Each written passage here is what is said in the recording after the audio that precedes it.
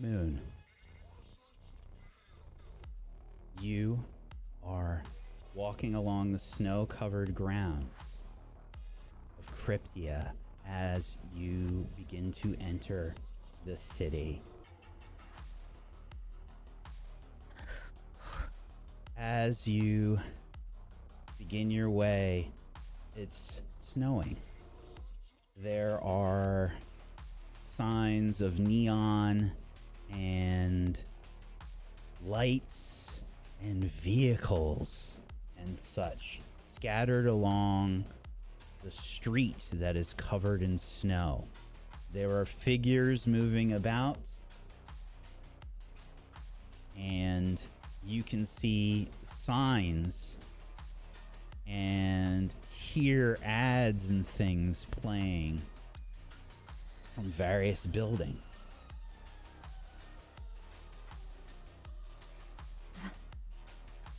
Right in style. A fashion-forward revenant. And as you look at this screen nearby, you can see this decaying creature showing off weird extensions from their arms and from their elbows that sort of look like some sort of sword, like bone extensions made of chrome. And there's a tagline right underneath. Where function meets decay. Weird.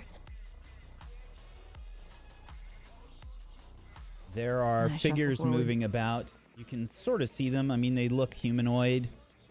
People that seem to be just kind of going about their business. But there's a smell that's making its way through this area that is, well, it's you know, I mean, most big cities don't exactly smell great, right? Yeah. But this in particular smells a little bit like rot. Oh.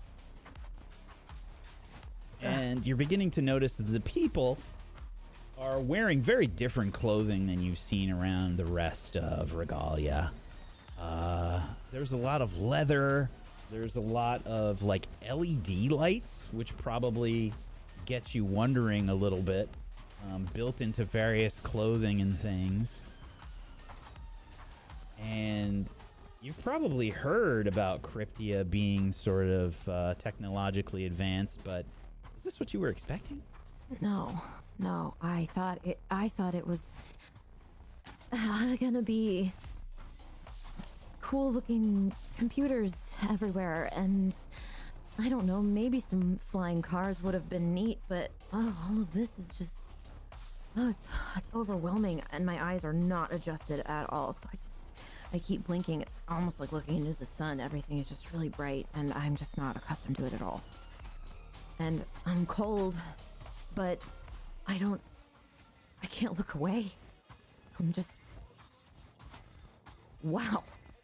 There's some, it looks like a few people that are sort of like standing on top of what looks to be like a husk of a variation on what you would recognize as some kind of like truck near a wall, and it looks like they are spray painting something on the wall. It kind of looks like, do you watch this for a second, or you just keep moving on? I'd probably watch. Yeah, like it's kind of an interesting piece. It kind of looks like a portly skeleton with a beard. Okay.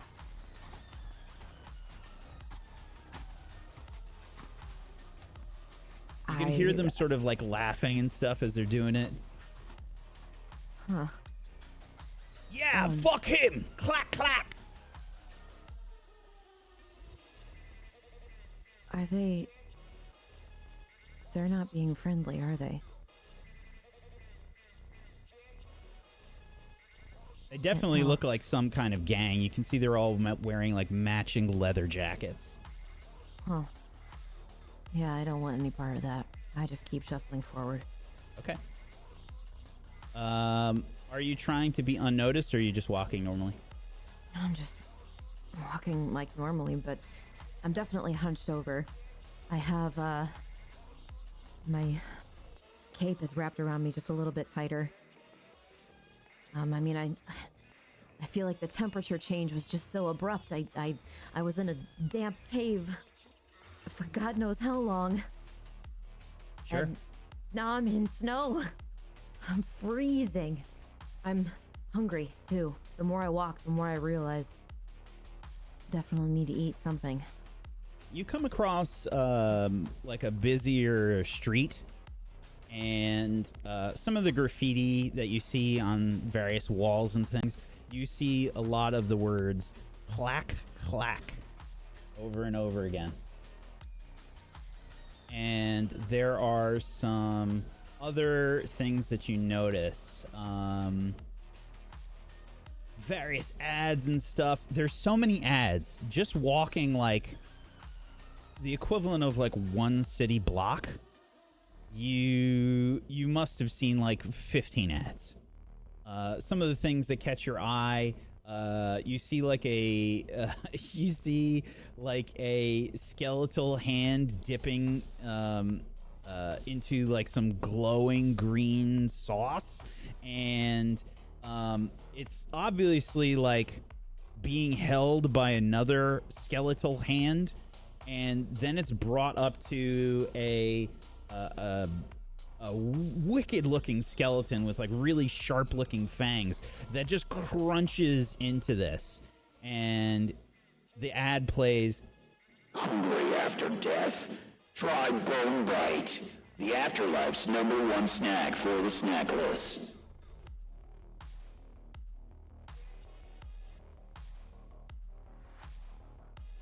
Oh! And then it hits me. Ah! I start looking around at the people. Actually, looking around at the people. This place is full of undead. Oh! Oh! Oh! I had just shuffled in like normal, not really paying attention to anything, and now it's... Oh. Go back to shuffling. Oh.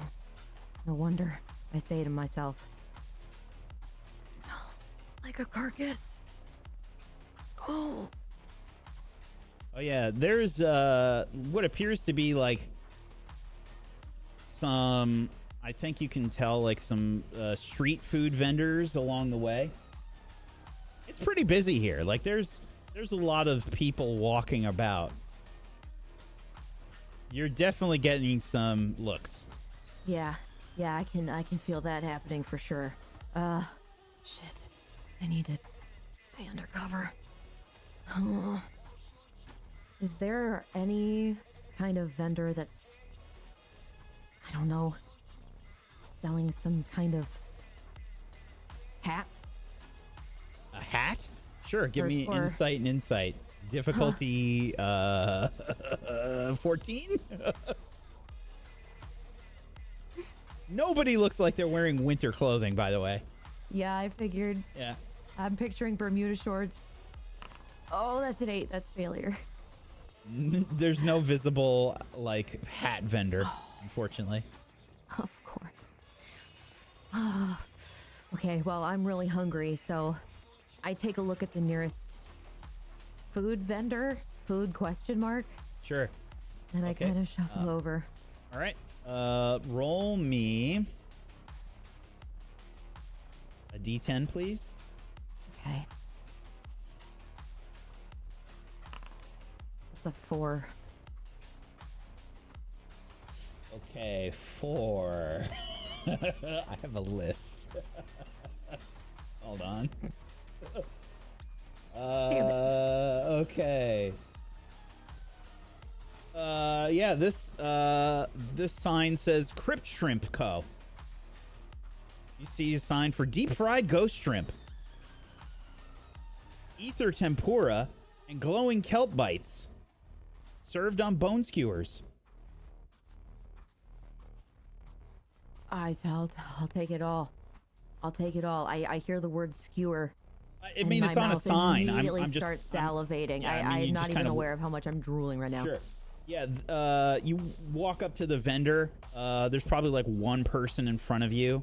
And I imagine there's not like a crowd of people that are looking at you, but there's a lot of people, and there are people who are like giving you the eye. Maybe you like overhear some people saying something like, "Is that a flesh bag? I think that's a fleshy." As you approach the vendor and one person in front of you, the person in front of you is probably wearing some kind of like plastic, sort of LED ridden, kind of like very brightly colored, very simultaneously being very dirty looking jacket.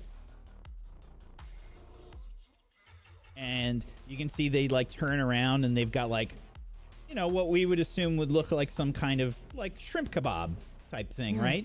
They turn around, but it's like covered in this like green slime, and it's got like it looks like it's placed like on a really long bony finger.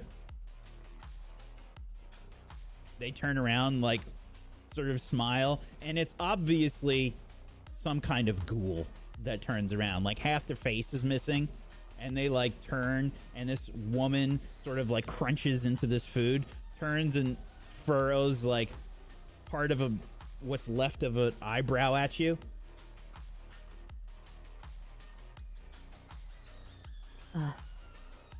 Hi. Could I gesture? Could I get one of each? The vendor, who is some kind of animated skeleton, looks at you for a second. See, you got pretty lucky.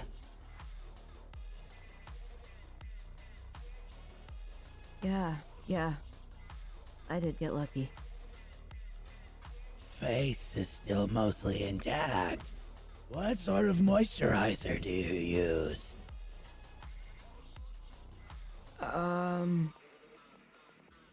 Sunscreen?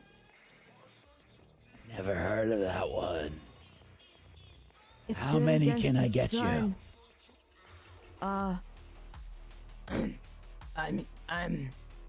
It's pretty rough. You just haven't seen the rest of me. Okay, fair enough. How many you want?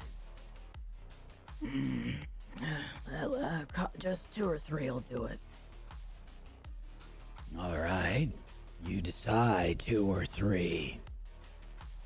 Give me 3. You can see you want dipping sauce on the side?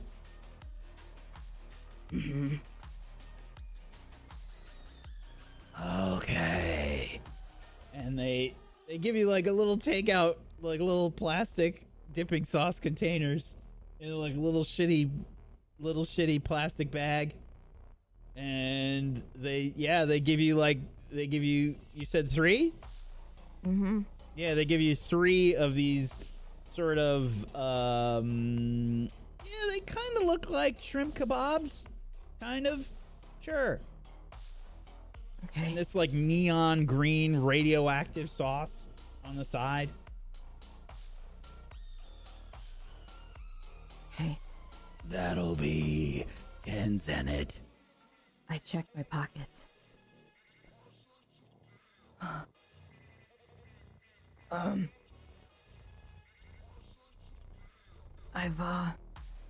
I've forgotten my wallet.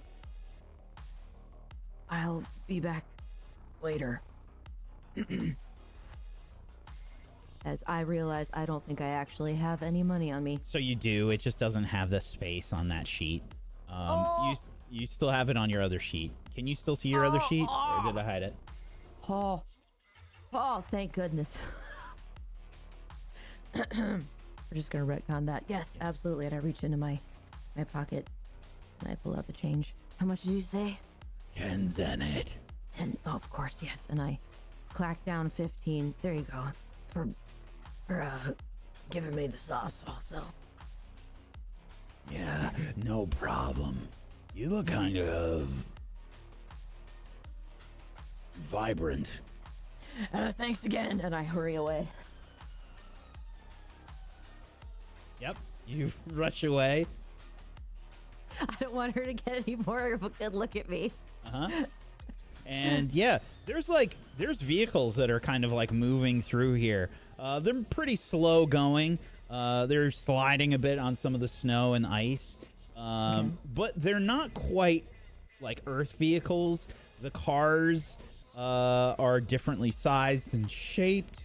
But everything has kind of like a rickety cyberpunk thrown together hodgepodge kind of look to it. Okay. I look around. Is there any transportation that I can take? Are you looking to steal a vehicle? Or are you I looking don't to know take like a taxi or something? Feeling, yeah. Oh gosh, I just want to get out of here. Something that gets me to the closest destination that isn't this place. Okay. Make another insight check for me. I'm gonna say this is a 10. Insight. Oof. That is a 3 failure. Okay. It doesn't look like there's a yellow taxi cab co or anything like that here. There's people driving vehicles though. Okay. Is there a bench nearby? Somewhere I can sit? I imagine there's probably places around to sit. I don't know if it's very You know what? scenic. It doesn't matter. It doesn't matter. And I start tearing into the bag. Sure. And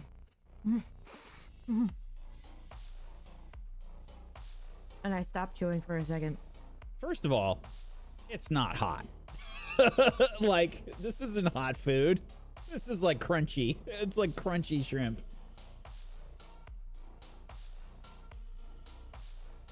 It's definitely like still frozen. I pulled tiny bones shards out of my mouth. I'm going for another bite. Crunch, crunch, crunch. All right. I think it's time for a roll. Let's get a might and might roll. Difficulty 12.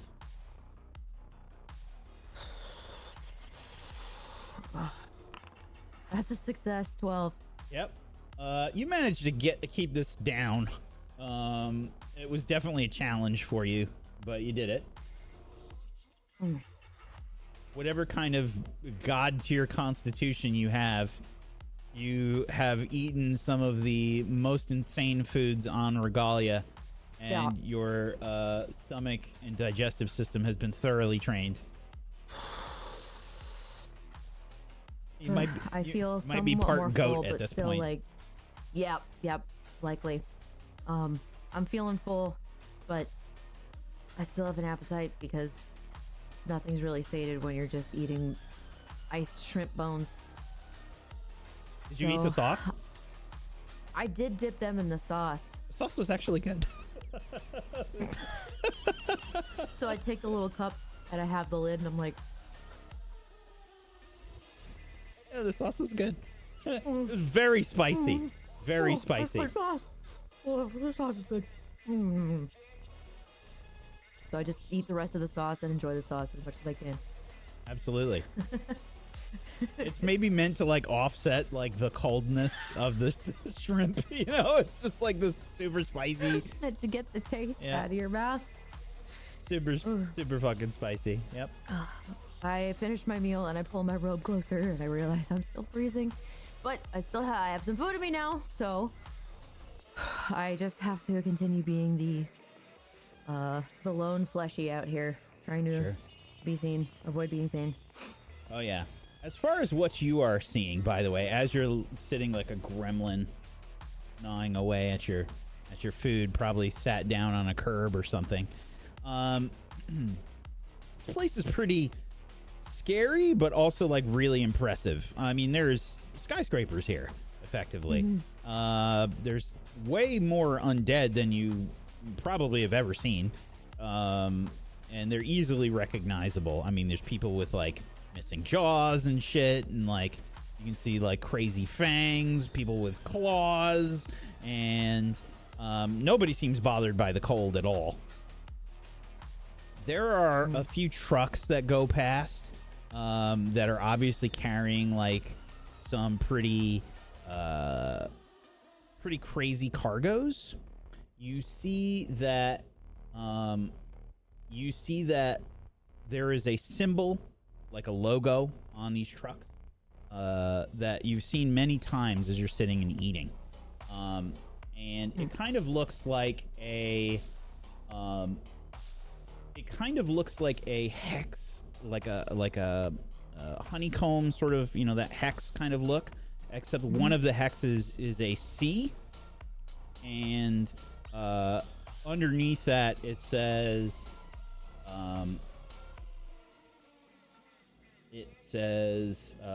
Cravenmoor. Oh. Does that ring a bell? Insight. Difficulty, I'm gonna say 14. That's a 9. Yeah. It might sound familiar. You just can't remember where it's from. Even more. And I look at the empty little tube of sauce. Oh. And I stand. 'Cause I was just sitting on the curb, but I'm gonna start moving forward. I can feel a little more warmth in my bones. Sure. From the bones. From what you can tell, you are at some kind of like port city. In the distance, you can see that there does appear to be some kind of docks area.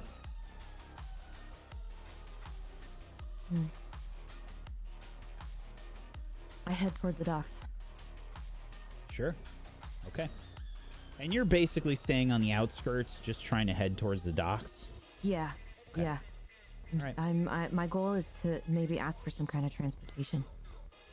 Okay. Are you talking to anybody, or are you just making your way there, or what have you? You're just keeping an eye out. I don't know if I want to make eye contact, but I think I unwittingly do with some people just because I am still looking around. And I'm really tired, but I'm sort of not believing what I'm seeing. I almost feel a little bit like I'm in a dream or some kind of trance, because there's just this pumping music behind me at all times, and ads are just screaming in my face, and I definitely hear people calling me fleshy. So I'm like, okay, this is not where I'm supposed to be right now. I have to leave. I have to go. Okay.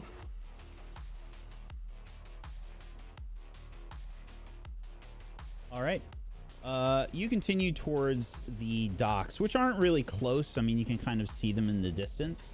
So it's like probably a few miles away, something like that. And you're making your way along the streets, kind of just the most direct path. Is that right? Yes. Okay. Staying on the outskirts, most direct path you can. All right. Fair enough.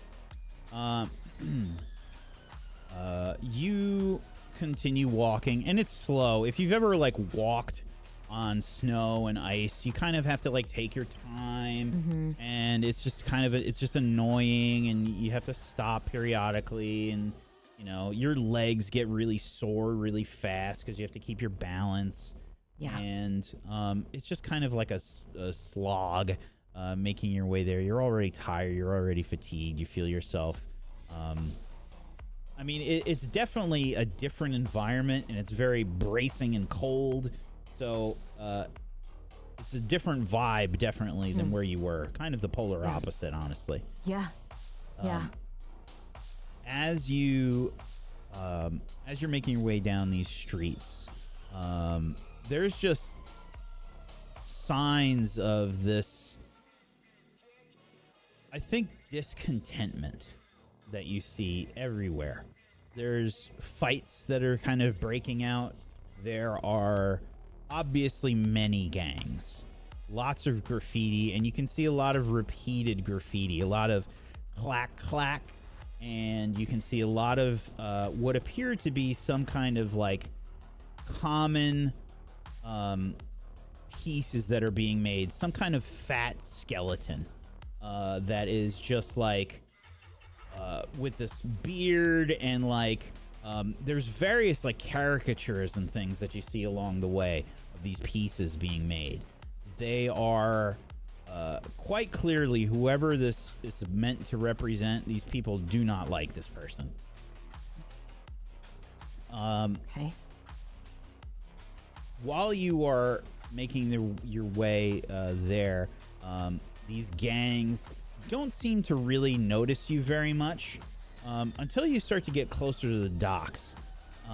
The environment starts to change a little bit. There's way less reputable people looking about. This looks like the Tufts area. As you're making your way here, any vehicles that you see coming through are making their way through in a hurry, and you can see some of these gangs just kind of like throwing garbage and shit at some of these trucks. There's a lot more of these cargo trucks that are making their way to and from the docks, again with that Craven Moor logo.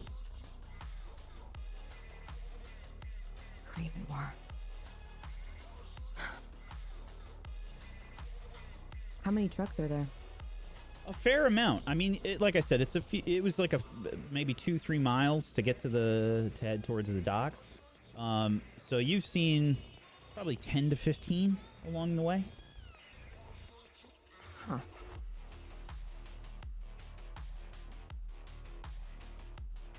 I'm curious, and as I walk, I'm trying to see if I can locate any more of these trucks. Now you're looking for these trucks. The direction from where they're coming. Okay. Sure. Insight. This will be difficulty 10.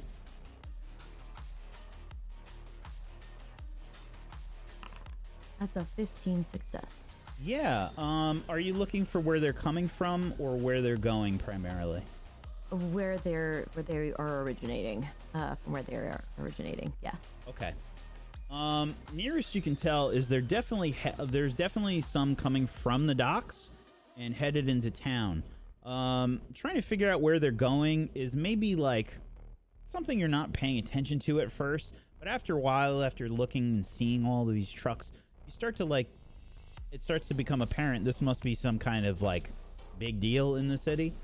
There is kind of a skyscraper that's taller than the rest, and you can see the fucking logo for Cravenmore on it. It almost looks like Stark Tower. Like it has that kind of douchey vibe. I change course. I stop going towards the docks and I start going towards the building. Okay.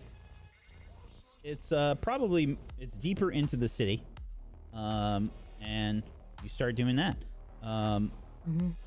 Fair enough. Something just feels off. Okay. Start making your way deeper into the city. Making your way away from these street toughs. There's lots of people as you make your way further into the city. Way more people now. You were on the outskirts before.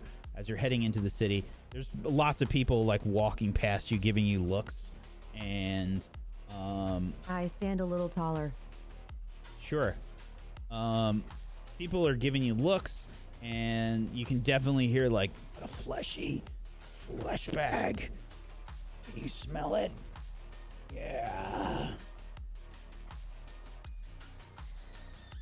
Maybe even see a few people like licking their lips or what remains of their lips, like as you walk past. They look hungry.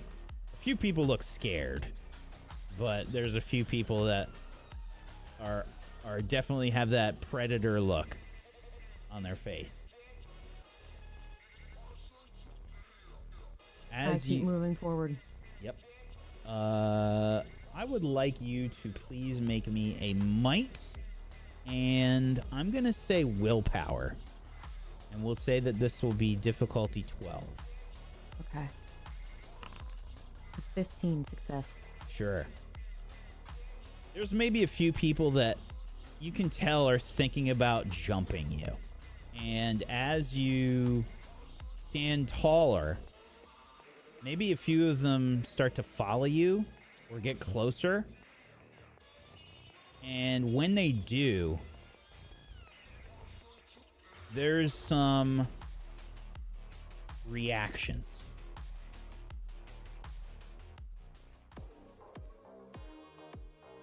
As they get closer to you, yeah,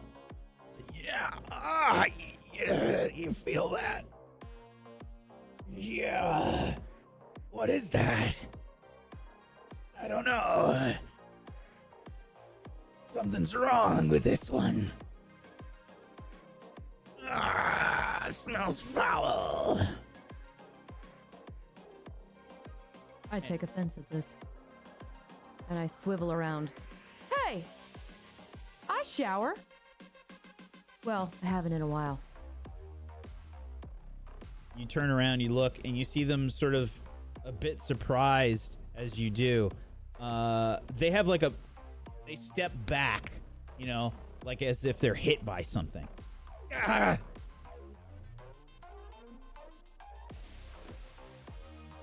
What gives, my man? You just gonna call me smelly? To my back? Not to my face? Who are you? What are you? You don't have to worry about it. If you're just gonna sit there and call me names. She looks familiar. I don't know. Fleshy, vibrant, definitely alive. Definitely alive. And I turn back around and I keep walking. They stop following you. Good. I don't need anybody calling me foul. I know I haven't showered in how long? Been a while. It's just insulting. You are giving off don't fuck with me vibes as you continue through this place. You're walking for a while. It's maybe like a couple hours of walking. There's a few moments where people try to get close to you, then kind of back away. Some of the things that you hear are what you imagine to be like derogatory terms for the living. And there is one thing that catches your eye along the way. You see an ad, this time for Cravenmore. And it says, Cravenmore. Keeping Craven's soul alive or reanimated. Cravenmore.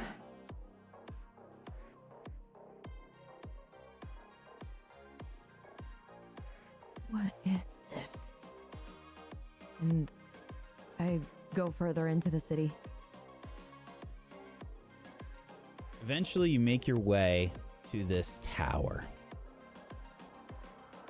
which is very unimpressive at the base. You see it's littered with trash. There's graffiti all over. There is, in fact, what appear to be cleaning crews trying to clean up the graffiti on one side of the building.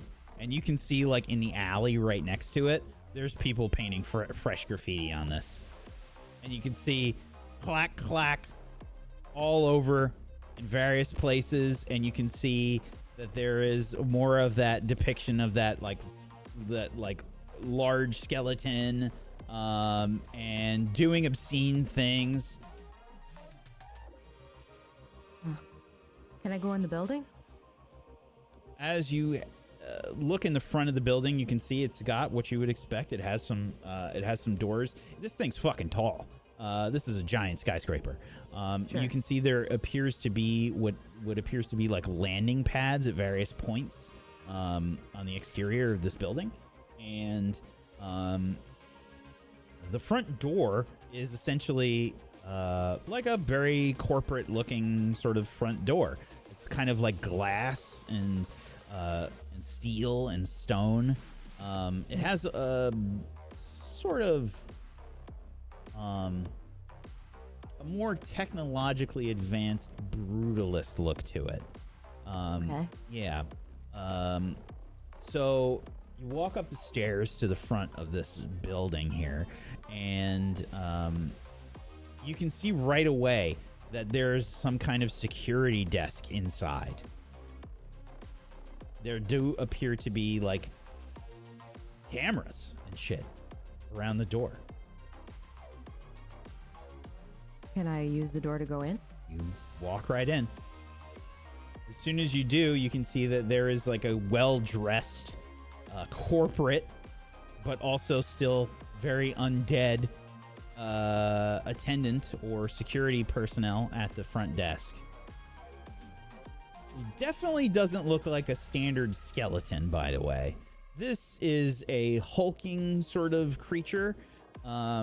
It has a certain distinguishable odor to it. It's different than the rest of the rot that you've kind of smelled in your way here.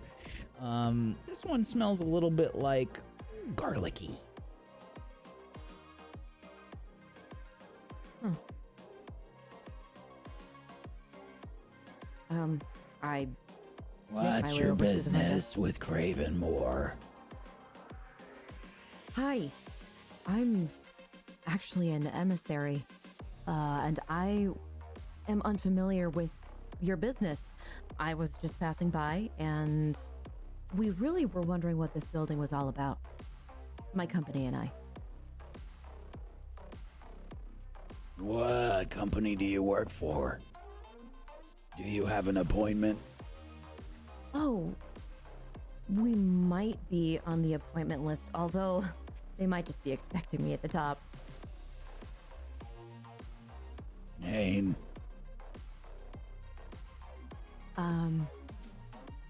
Jan? Jan. Roll me a d20, please.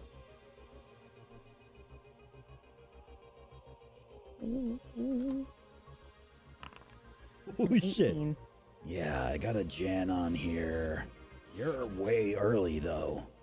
Oh, I'm sure that'll be fine. I can just sit in the lounge, sip some of that, whatever you guys call coffee here. You mean coffee? Right, of course.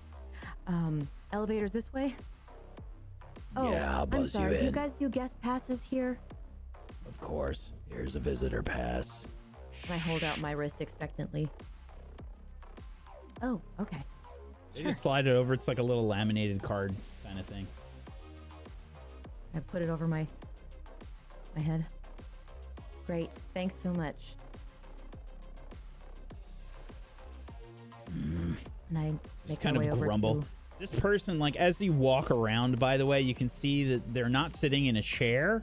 It looks like they are what appears... They have, like, a completely different, like, lower body.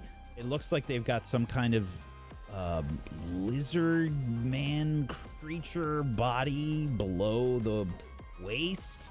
Like, there's this hulking set of legs and, like, a tail and stuff behind them. It clearly looks like it's been spliced, like, onto another body. Okay. I try very hard not to stare as I walk towards what I presume might be elevators. Yeah, there's definitely, like, what you would expect, kind of like a corporate-looking elevator. Inside is very clean. Like, they have what appears to be, like, little gonk droids from Star Wars rolling around and fucking cleaning shit up. Gonk.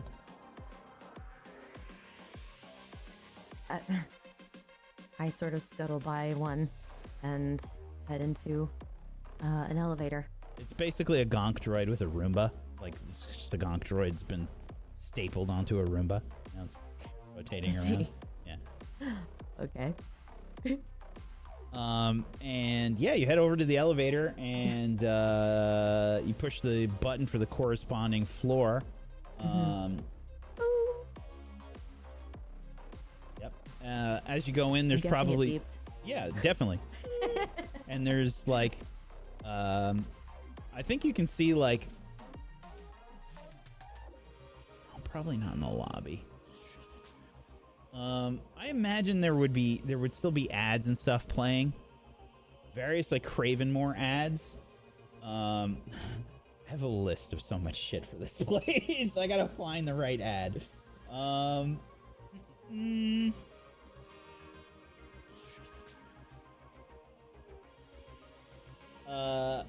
So yeah, there's like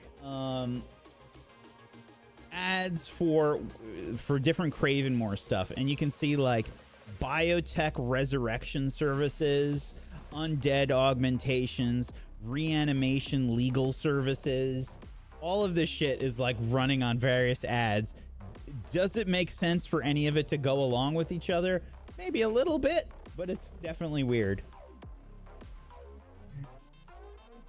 I just kind of watch the ads like until the door opens. Door opens, and you see a very different look to this floor. It is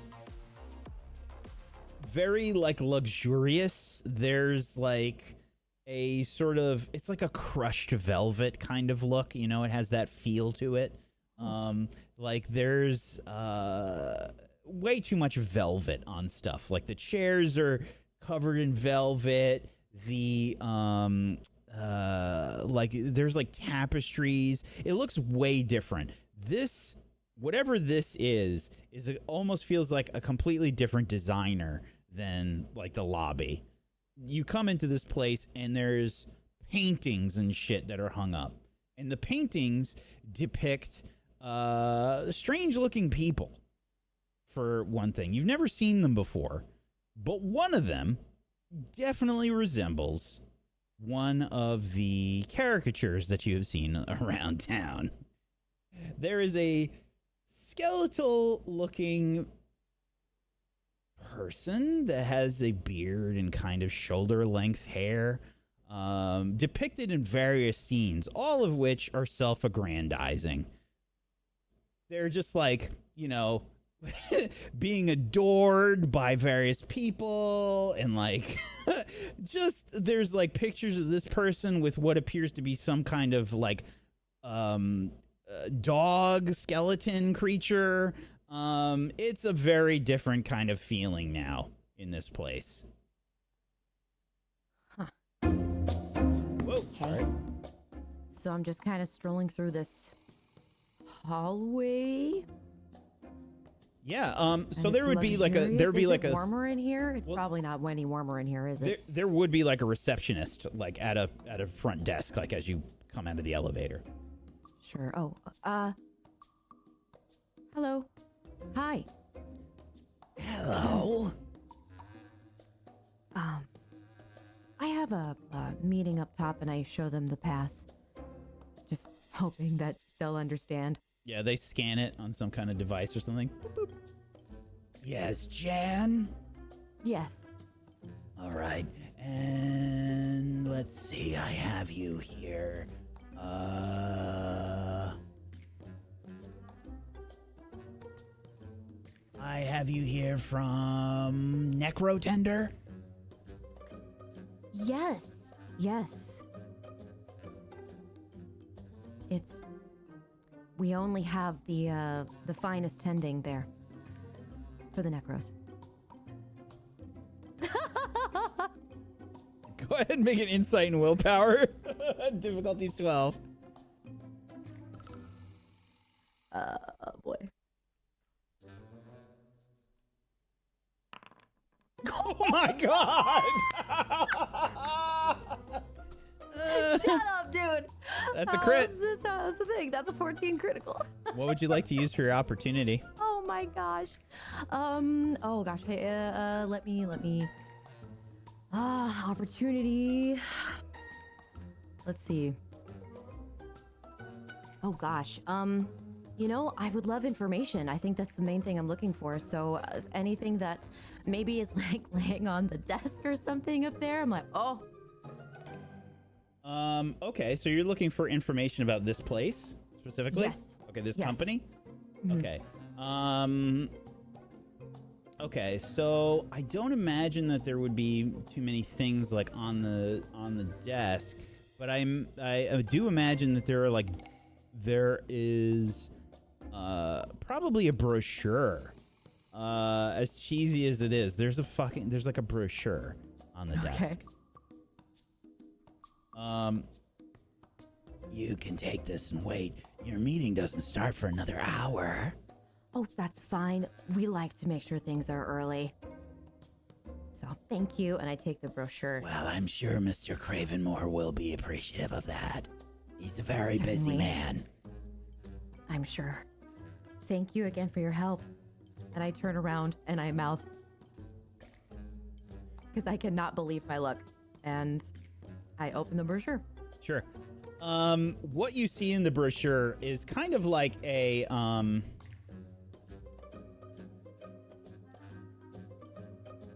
it's just talking up this Cravenmore guy. Basically you can see that it is about like, it's about how Cravenmore separated from, misunderstanding business partners to create Cravenstone, the jewel of Cryptia. The greatest trading port in all of Regalia. Mr. Cravenmore knows what we need best. Shit like that. It's just straight up like propaganda. Propaganda. Yep. Wow. I kind of just flip through the rest of it like, okay. It mentions various services. Same thing that you kind of ran into in the elevator.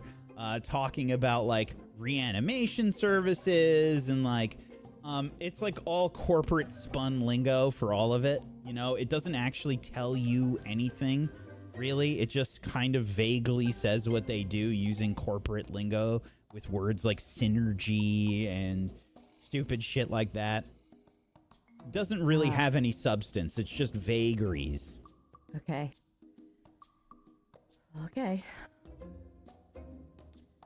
Well, I move forward down the hallway. I imagine there's probably like a little seating area that she would have directed you to. Oh, okay. I have a seat. Kind of sink in to this chair because it's not comfortable at all. It's like sitting on a board. It's probably like, I imagine it's quite comfortable actually. It's very posh, but it's like old-timey furniture. It's not like, it doesn't match the lobby area at all. This looks like it could be taken from some kind of royal, some kind of like royal dining room.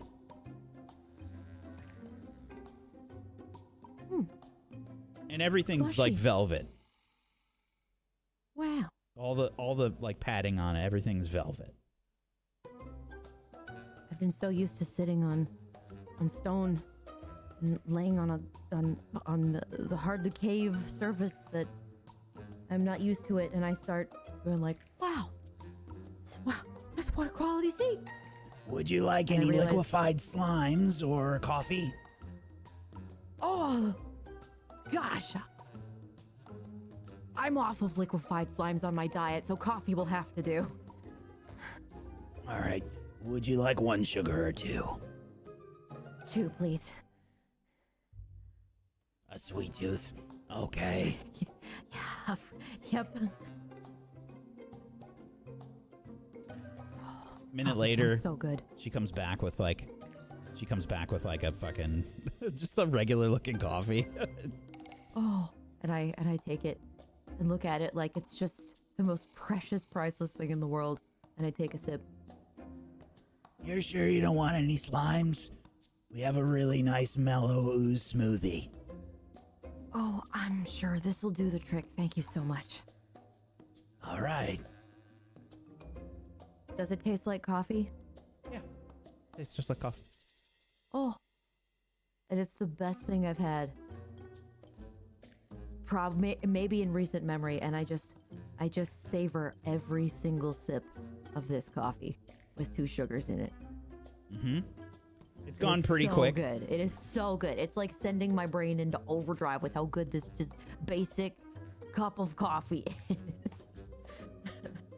After drinking, moss water and eating dead things, it's a real welcome change, Whack. Oh yeah, it's great. And then the time just slows to a halt. As soon as you're done with your coffee, it's like there's not really like a lot of reading material. It's all just kind of propaganda and shit all about.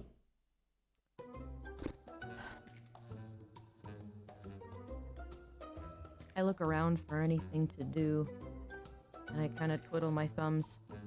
Yeah, I imagine the receptionist.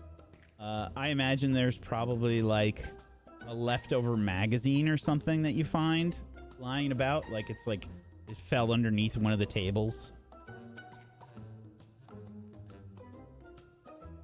It's the equivalent of an Undead Highlights magazine. This one says Cauldron and Crunch. Ooh. Are there any writing materials around, or any utensils I can use? Nope. Guess I'll just have to use my mind then.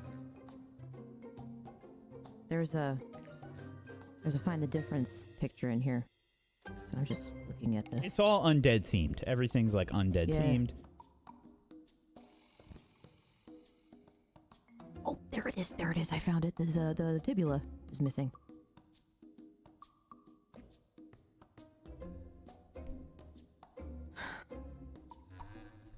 Put it down, and I make my way back to the receptionist desk, and I ask, "Is there a restroom around?" You're looking for a place to unfreshen up? Yes. Sure. Right down the hall. Thank you. And I make my way down the hall. Mm-hmm. What you get is something very different than what you're expecting. This is not a typical restroom. There's an immediate stank upon opening the door. It's like, it's rank in here. It's kind of like the place where the compost would go. I take a few deep breaths, and then it go in.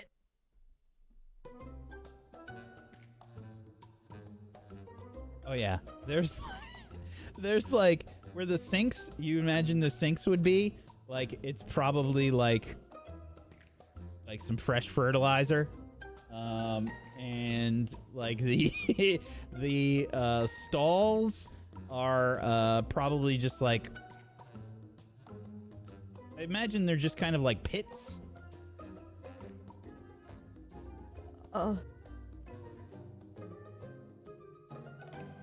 I start to bunch up my cape.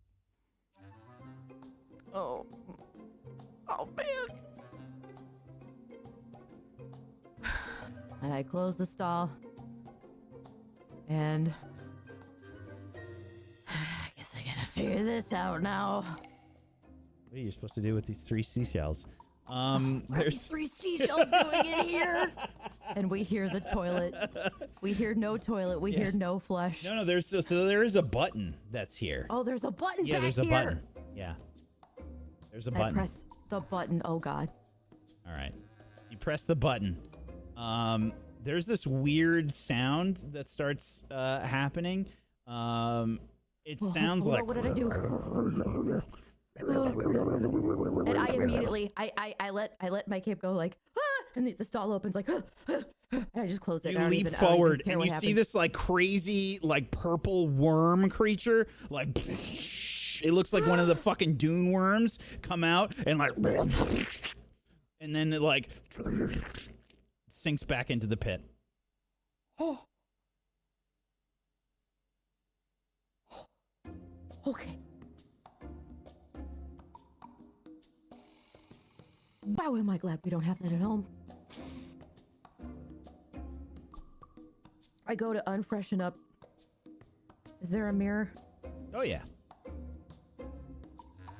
There's signs like employees must unfreshen hands.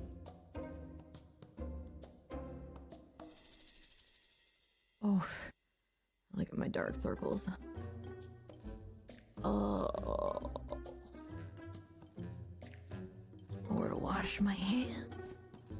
Nowhere to wash anything. There's probably some mud in there.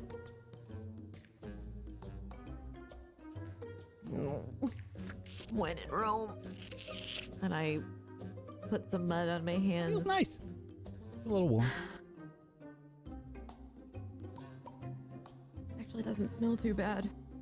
You know, the rest of everything else that smells terrible. Okay, good. Nice and dry. And I wipe them off on my cape, which is already so dirty and covered in moss and lichen at this Yeah, there's point. paper towels like right next to you.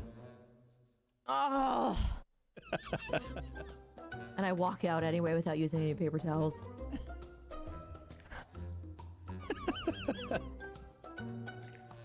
That's how it's going. It's canon. Yep. We're not using the paper Sure. towels. As you make your way back,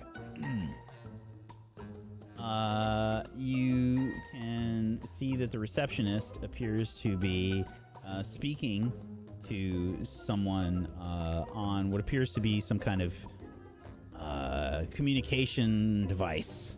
There's like it looks like a little box. Is my appointment here? I'm ready. Yes. Yes. Yes, sir. Jan is here. Jan, who the fuck is that? Your appointment, sir. All right.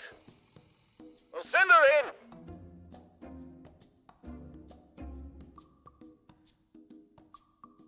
Can I go in? I asked the... You can go right in.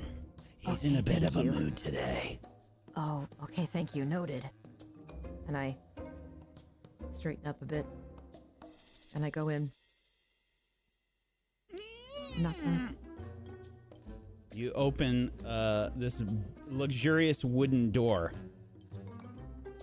And sitting at a desk is a very posh-looking skeletal man with what appears to be a mechanical cyberpunk arm.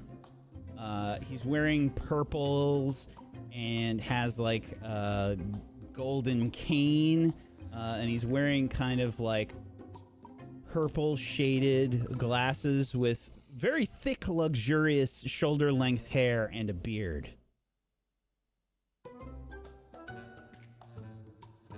Hello. Why, hello there. I stroll in and I offer my hand.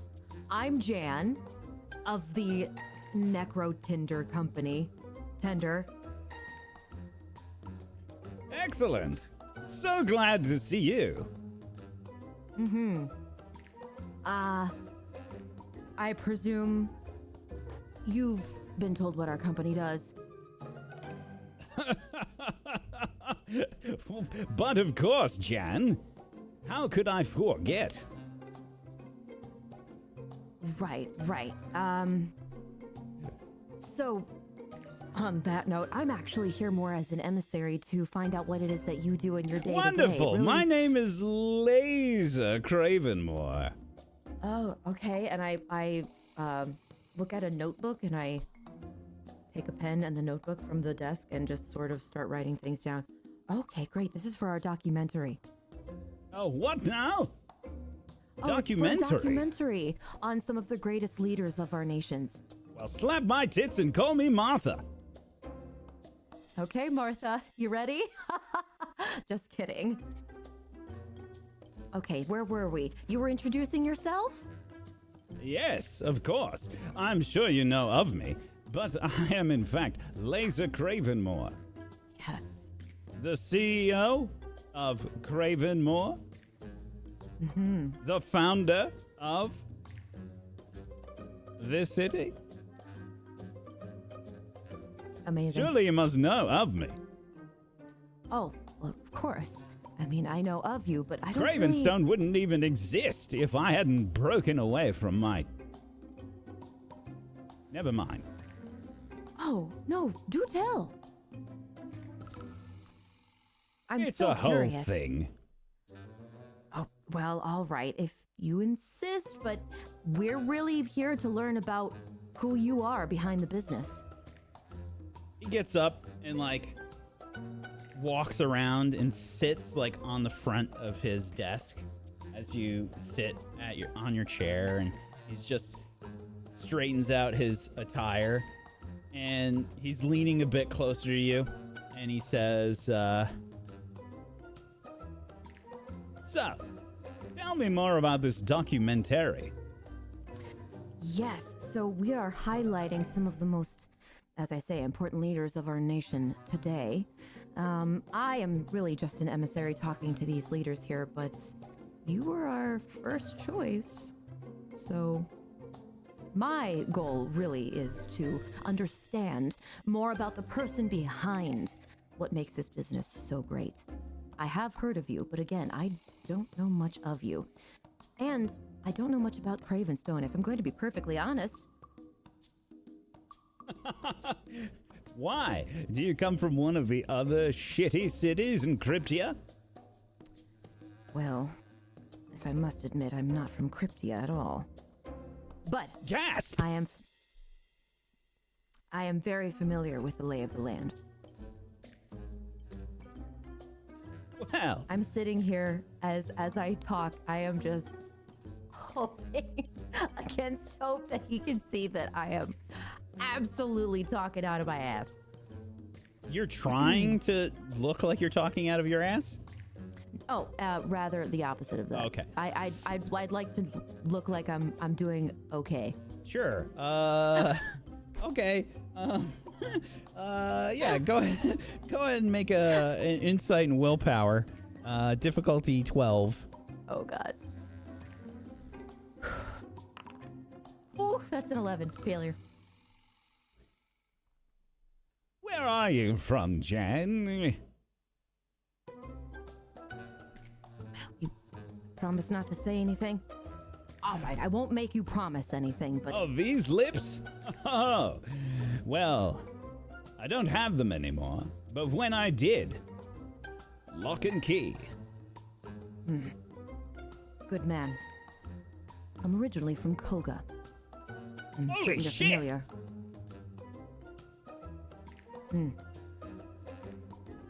Is that of concern to you?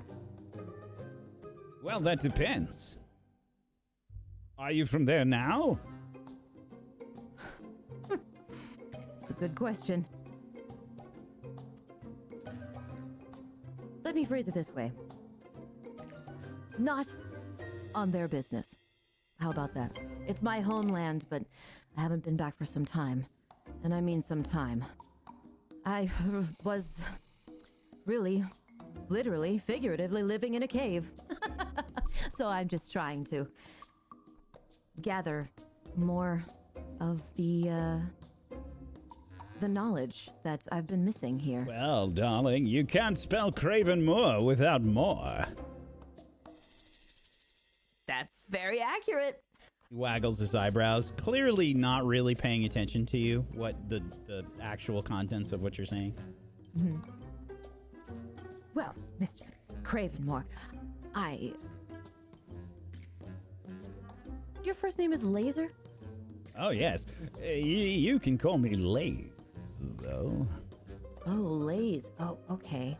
So Laze, is that your actual name? I'm curious. Or Of did you get it course. because you like lasers? Who doesn't like lasers? But no, of course, I was born with that name. Interesting. And I wouldn't have changed it because my old name was really stupid. no, I don't think anybody does that sort of thing. And you say Cryptia wouldn't be Cryptia without you, right? Well, of course. Well, our documentary, again, it's highlighting leaders, but I'm curious. What does your day-to-day look like here? My day-to-day? Well, I'm doing all sorts of important entrepreneurial business shit. From the first moment of dawn until the end of dusk. Oh, of course, yes. And while he's saying all this, I'm looking around and I'm trying to glean information from perhaps his desk or the surroundings, just to see. Okay, so he's... There's a bunch of paintings of more of that, like, that skeletal dog. Like him and that skeletal dog, just, like, having fun, you know? Like, playing fetch and shit. Okay. You have a dog? Oh, yes. Really? Of course. Are they here? Oh, no. The last time I brought them into the office, there was shit everywhere. No, that would be terrible. I didn't want him to step in it. Of course, but I mean, obviously you saved some for later for the unfreshening room. Ah! Aha! I see what you did there. And I'm scribbling nothing into my notebook. So, Just repeated nothing, nothing, nothing, nothing. it's just repeated nonsense. Well, sir, thank you so much for your time. You've been a big help. Hold This on a is minute. really it. Wait a damned moment. You mentioned a documentary. Oh, yes. I need to hear more about it. Why does Koga need to make a documentary? Oh, of little old Laser Cravenmore. Well, it's again not really so much about Koga, but more about the company's view on things. Necrotender is taking this very, very seriously, and we only work with the finest undead. Surely you understand. Of course. I'm gathering information for this documentary on account of me and a crew returning here to film you ideally in this office. But I'm not certain about the dog. The dog might not work. So you don't bring your dog here, right? You leave your dog at home. The dog is never in the office? Why doesn't the dog work? Well, we just really don't want animals in this documentary, Mr. Cravenmore. We feel like it would complicate the narrative. He hasn't been an animal for a very long time. Oh, well, that's wonderful to hear. Then he can probably stay at home, yes? I see what you're trying to do. You're trying to do some kind of mind fuckery. Oh, no. No, never. Not at all. We take this very seriously. You've said I that flip many to another times, but page I and don't start know if I writing believe things. you. Well, would you like me to prove that I'm from Koga? Yes. And I start rapidly thinking of ways that I can do that to prove to this man that I am somehow from Koga. Do I have any documentation on me? You have the visa that you had from Millifax that had your information. Beyond that, I mean, you're a Celestian. You're almost 7 feet tall, right? Right. I mean, there's other species that are tall, but it's pretty obvious that you're a Celestian. And they really only come from Koga. Right. Okay. Well, I pull out my visa from Millivax.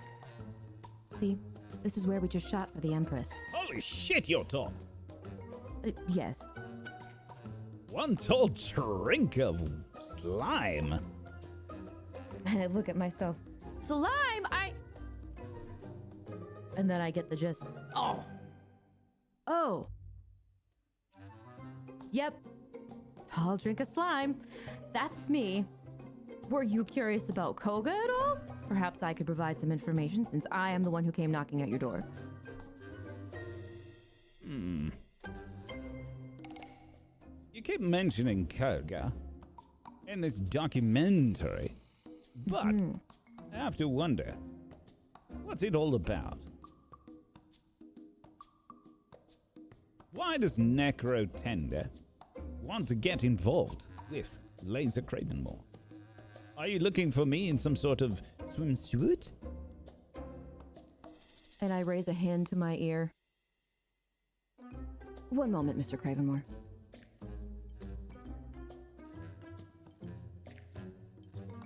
Thank you for your time. And I stand up. And I start to leave.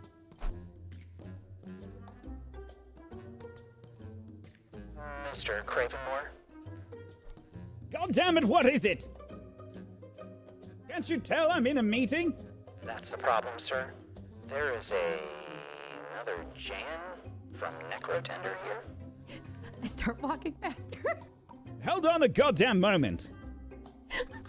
Excuse leave me. the room. Yeah, you're trying to book it? Yeah. You reach the doors, and as you open the doors, there appears to be what appears to be some kind of group of people outside. One of which is clearly the dog that Cravenmore was talking about. Hold on a goddamn minute. Is he still following He's me? chasing after you, yes. Oh no. And there's people Mr. outside the Cravenmore, I really door. must be going. There's people outside the door. There's like several people outside. There's like 5 people out there with the dog. I take the lanyard off of my head and I give it to the nearest person as I shuffle out the door. Okay. Give me Dex and Dex. Difficulty 12. Ooh.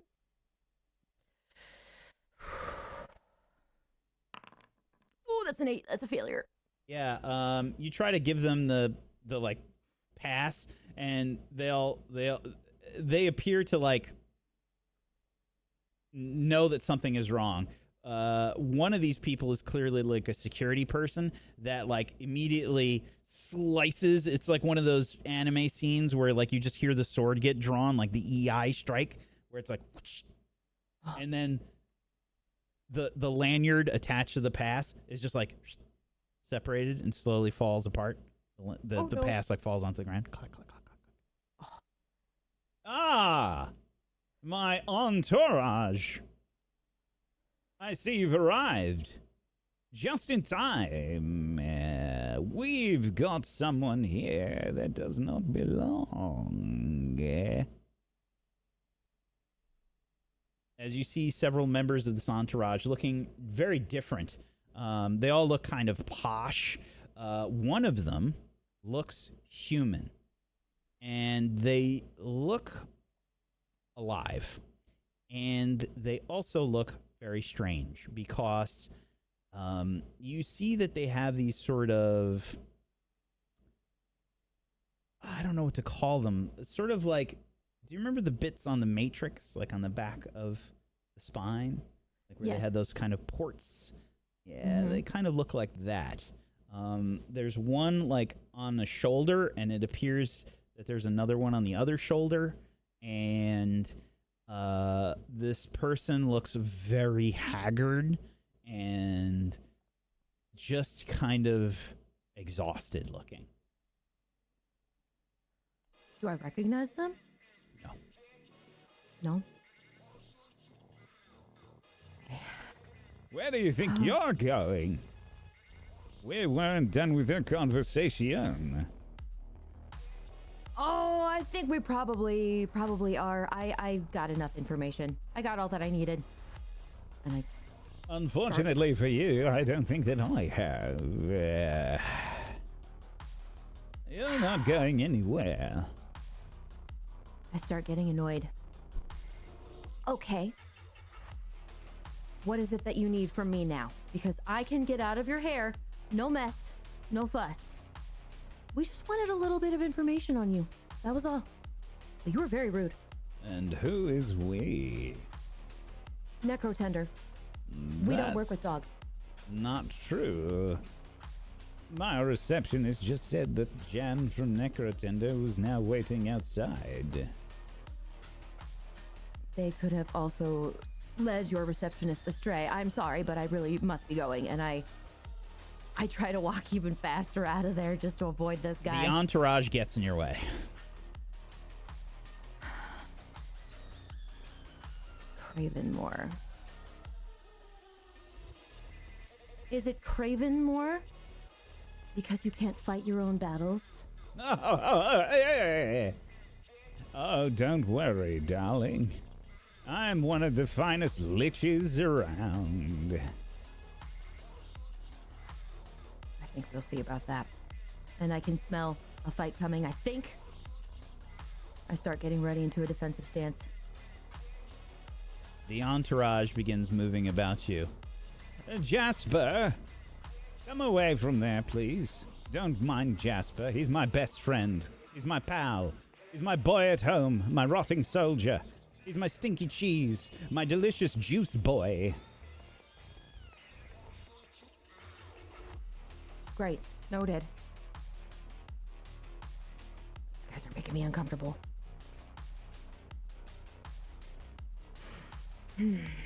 As the I shrugged my entourage shoulders a begins couple to times. circle you, we switch scenes. As we find ourselves at the feet of the Dragon Empress in the capital of Millefax, where we find Rue speaking to the Dragon Empress. Rue, you have just revealed everything that's been going on to the Dragon Empress in Cinder Shroud. She waits and listens to everything that you say patiently. So, and it pretty much ended with me getting dumped onto the airship. And that's where Greg, and I gesture down to my companion. Greg and I tried to figure out a way to get back, and it's kind of ended it up with us being here.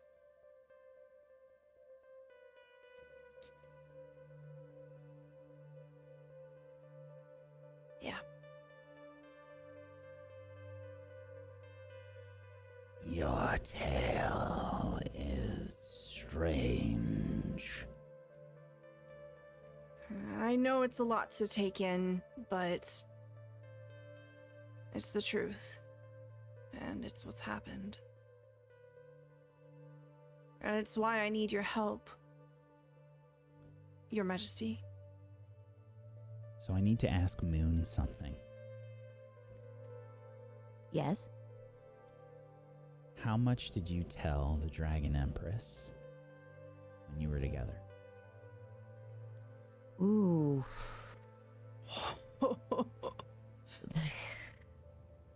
I would say that she probably heard quite a bit about Jan's personal life. I don't know if she told her like absolutely everything, but probably a fair bit because they were, close. So she probably know a bit. Did you lie? Nope. Okay.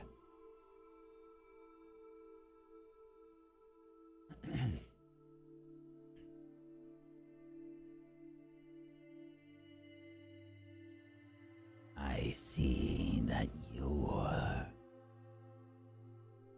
telling me the truth. At least the parts that I am aware of.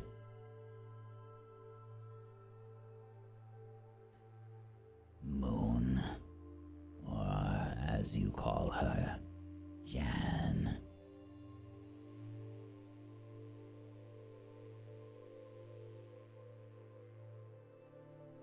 Told me some of these things.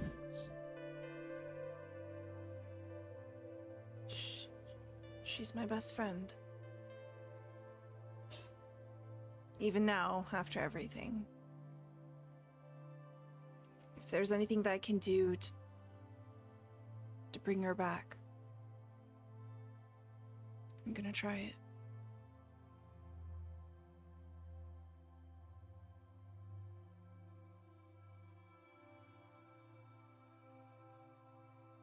And this is why you seek Tim Cross.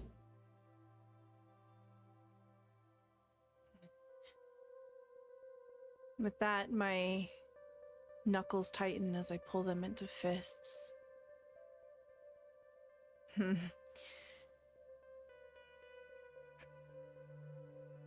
Yeah. An interesting story about this Tim Cross. Indeed. Yeah, I'll admit that,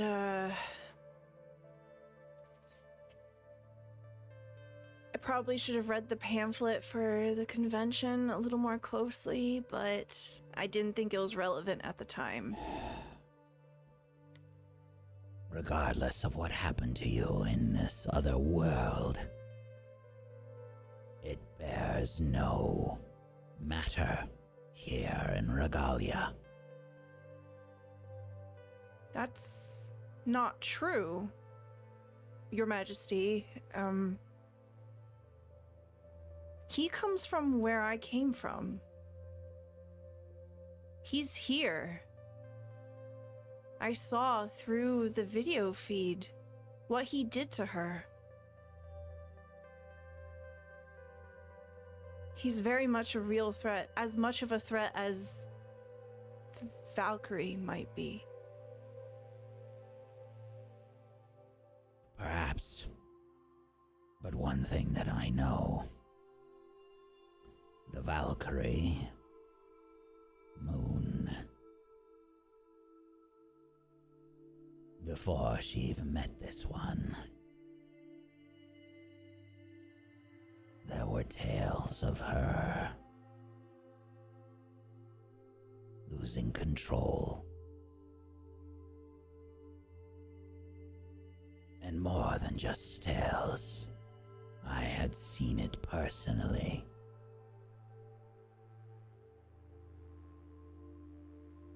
She is not in her right mind. My shoulders drop a little, and as I furrow my brows together, what happened? What did she do?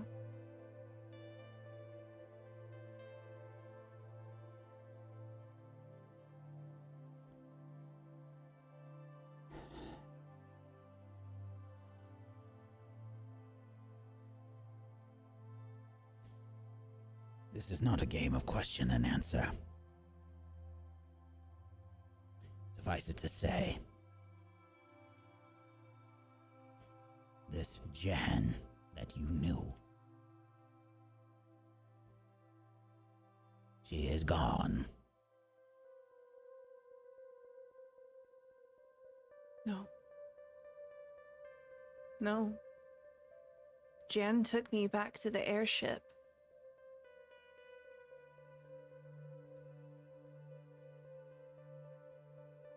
No. And what of all the people that she has killed? Do you think that our world is some sort of as you call it, game. I don't think I can hide the guilty look that crosses over my face.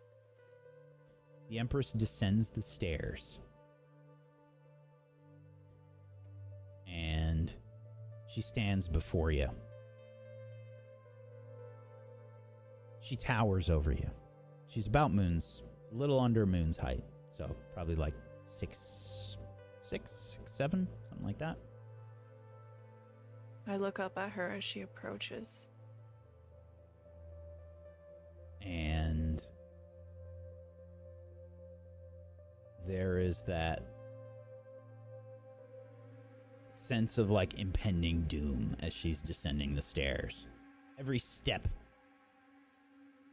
of her boot upon the stairs, the marbled stairs, makes a reverberating sound. Feel the hairs on the back of my neck. My arms, my tail, they bristle as my ears flatten against my head. It's involuntary. It's just instinct. Greg is very nervous beside you. Greg.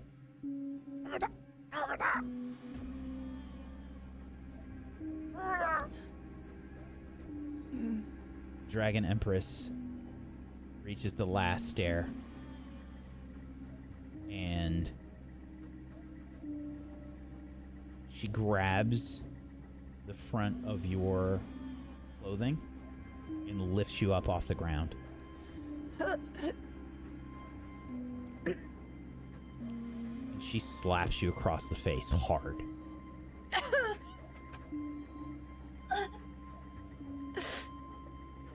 And what does that feel like? I dig my hands into her hold.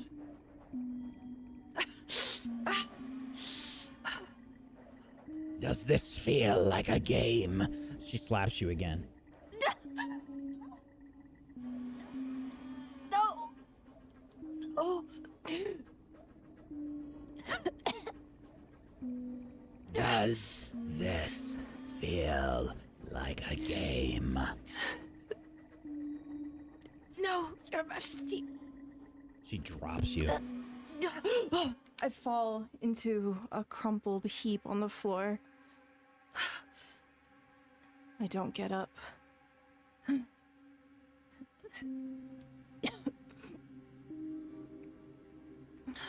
She looks towards Greg and she says, I have not seen you for some time. You let her believe this is some sort of fantasy, some sort of game. Silence, Greg.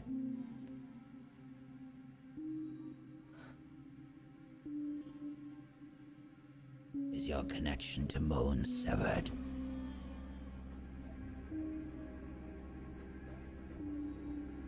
Answer me! I nod my head weakly.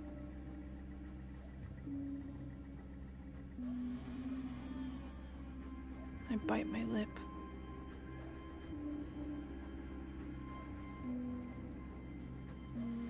He says that he can no longer sense Muhn.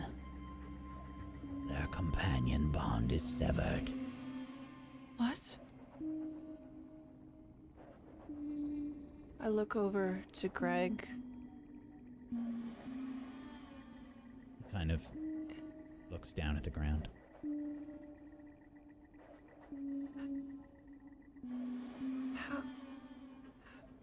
How long has it been like this?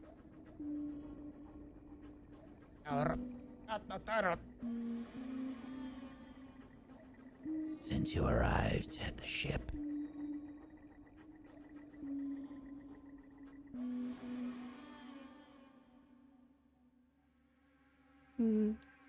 That just probably means that you just bonded to me, right? We're friends. Right, Greg? Greg looks up at you. His leaves shake. Puts a hand on your shoulder.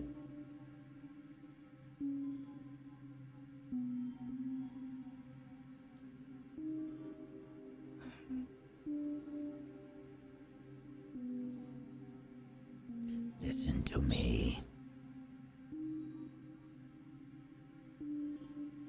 You think me some evil tyrant or despot, like most in Regalia. But I do what must be done for my people, for this empire.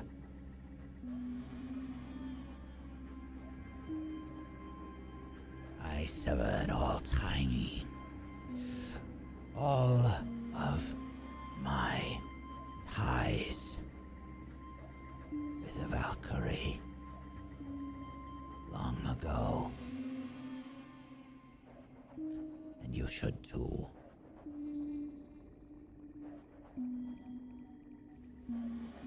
This is no game. People live and die here. I rub at my cheek as she says that. It may be different than your world, but it is just as real. I do not know what Tim Cross has done, but his takeover of the Drakmor laboratories will be investigated. I assure you, we will find him. And when we do, I will pry every ounce of information from his lips. And when he is done, I will keep him alive for as long as I can. Let me help you. I will teach him Let me help you. never to cross the Dragon Empress of Milafax.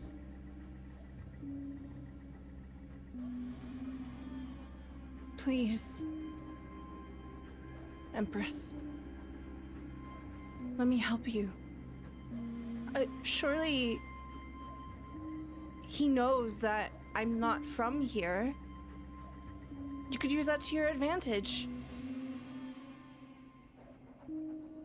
Speak. Well, I mean, clearly there's some kind of connection with me and my own. In this world, we're heroes or something. And he's from my world. I'm sure he can sense it too.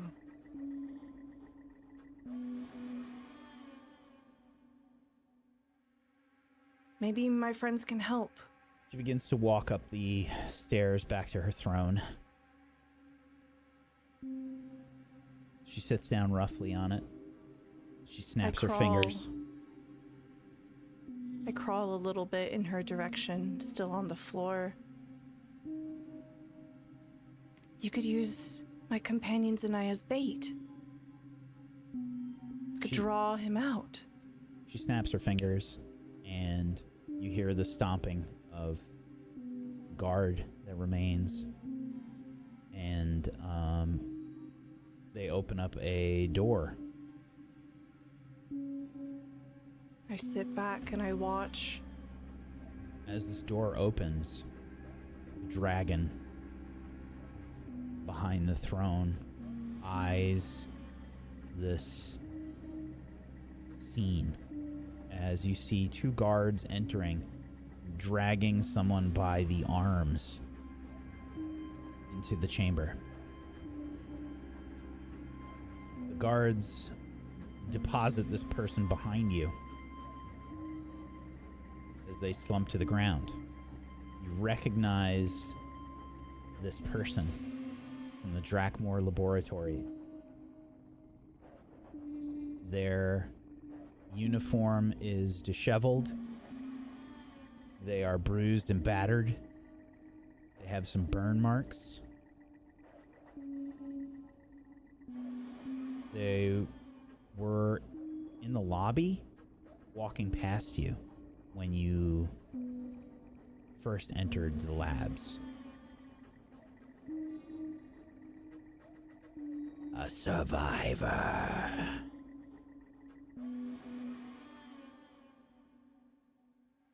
I remember seeing them. They greeted us. No. They were there when we were greeted in the lobby.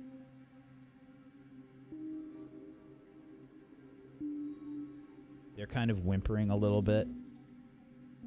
They sort of push themselves up onto their arms. I avoid looking them in the eyes. I try to tear my gaze away. I'm trying to tell myself that this is just an NPC. And this is just a quest. Please, Empress. I'm just a simple servant. Please. Silence!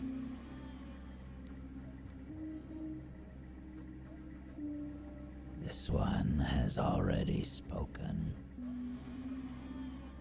of Tim Cross. I wish to know more. I told you all that I know. We shall see.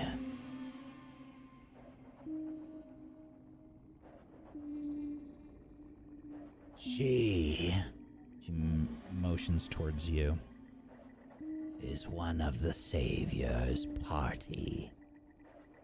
A hero.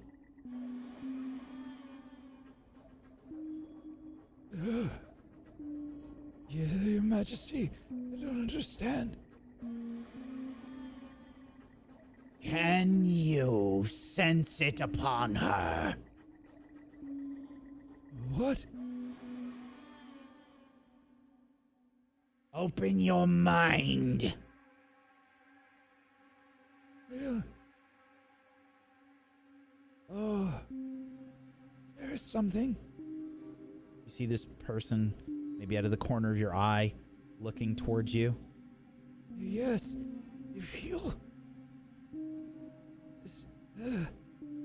It's like a buzzing. Yes. This is what a hero's aura feels like. We know instinctively that you are not from this place. You are not born in Regalia. Everyone can sense this. And yet, this is the first time you have felt this, yes? Yes, Your Majesty. We did not get the chance to meet them when they came to the lab, but I know that they were there.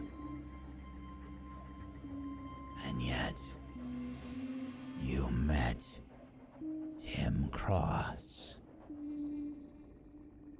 Yes, many times.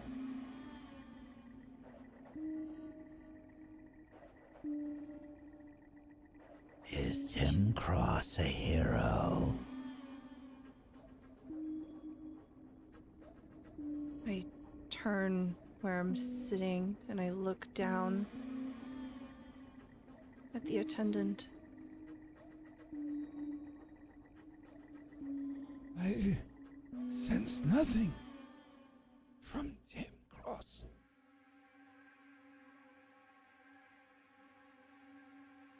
That doesn't make any sense.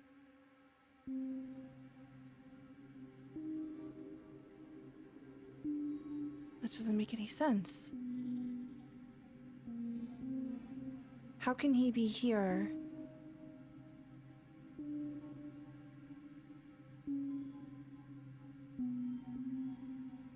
Unless he's controlling it from the outside. He would have admin permission.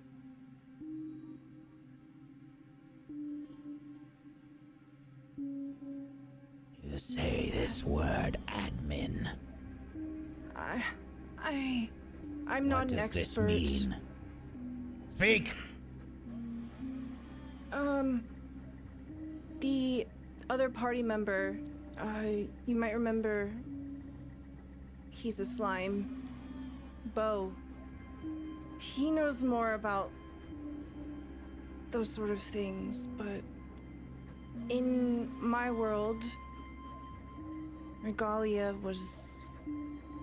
And my voice trails off and I look away from her as I say, Regalia was a game, and there would be powerful users that have the ability to change things, control things. That's an admin. Some sort of god. In a way, but strictly speaking, just within the framework of what they've made. He did not make this place. Regalia has existed for thousands of years.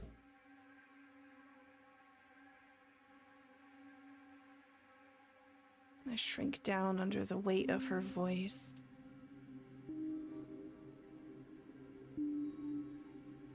Maybe.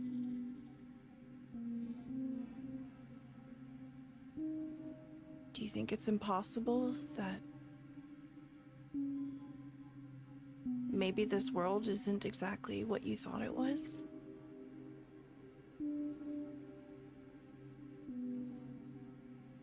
She turns her head towards the guards wait behind this researcher. Take him.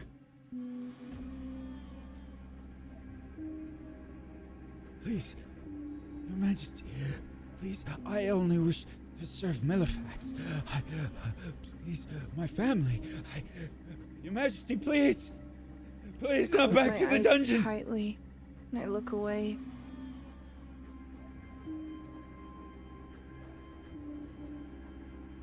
I try to tell myself that he's just an NPC.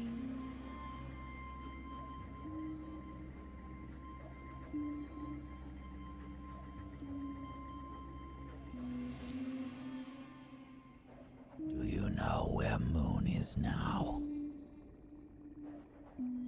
No. She left me.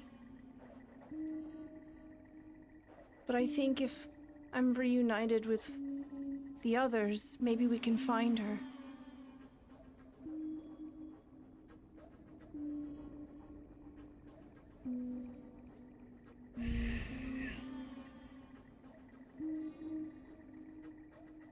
She taps her fingers, like her claws, on the arms of the throne, and they like clatter loudly, echoing through the room.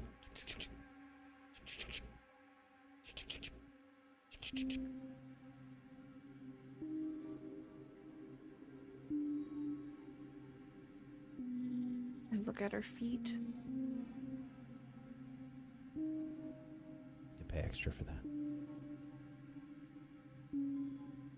I only have 15 cents.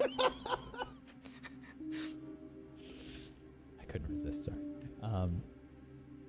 She says, They are currently in Infernia. And you wish to join them. Yes. Or have them join me, just to reconnect with them somehow.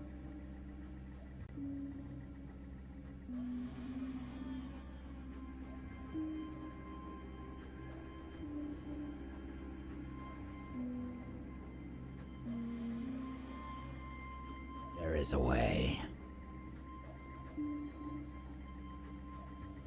It is normally reserved for high-ranking officials and emergencies.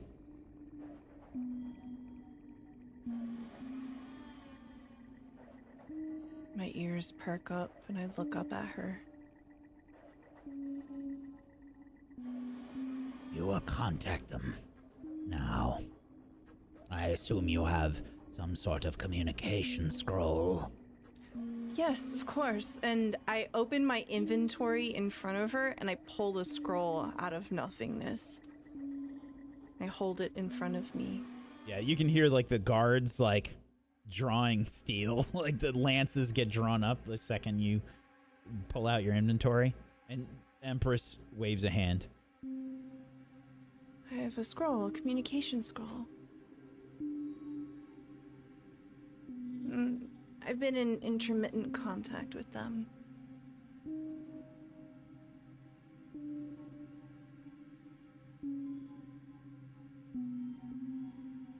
She's contemplative at the moment.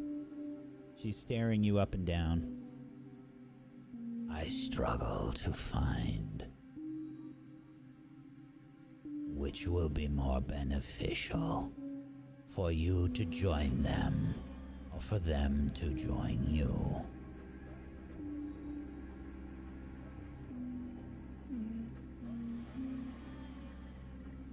Regardless, contact them, find out. If you wish for them to join you here, we can summon them here. Otherwise, I will send you to Infernia. On one condition. Yes. Anything.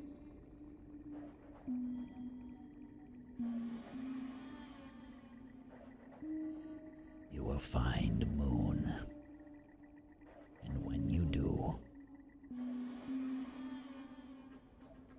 you will contact me immediately. I begin nodding fervently. Yes. Yes, I can do that. I will do that. Are you trying to lie? No. Okay. I'm of the impression that this is in our best interest. This is our most powerful potential ally. And I'm convinced that the Empress wants to take out Tim Cross as much as I do. So as far as I'm aware, we are perfectly aligned. Quest shows up.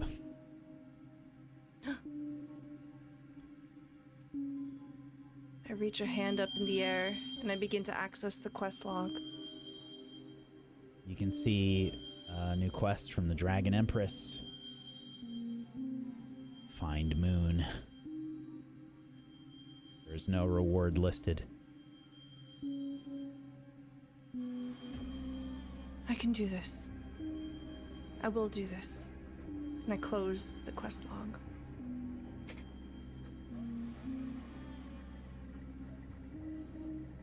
Very well. Reach out to them. Find out what will be best. And I will make it so, because it is within my power. Yes, of course. And I bow my head deeply, almost to the floor, where I'm still sitting. Thank you, Empress.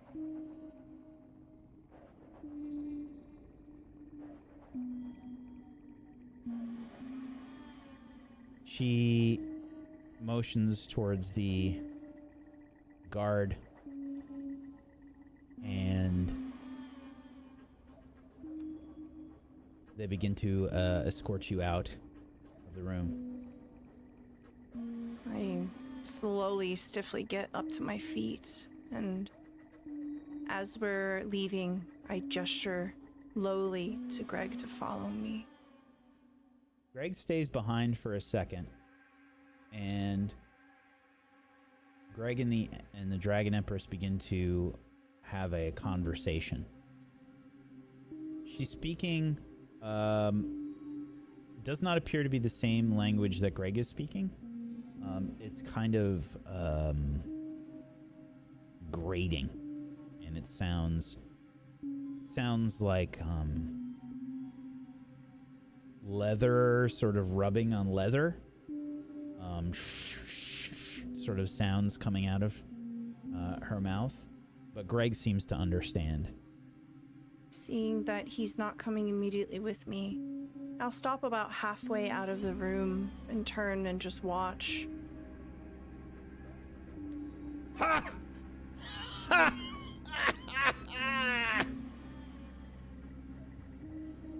Intriguing. You may leave, Gregwood. Greg turns around, begins to follow you. I offer him my hand, so we hold hands out.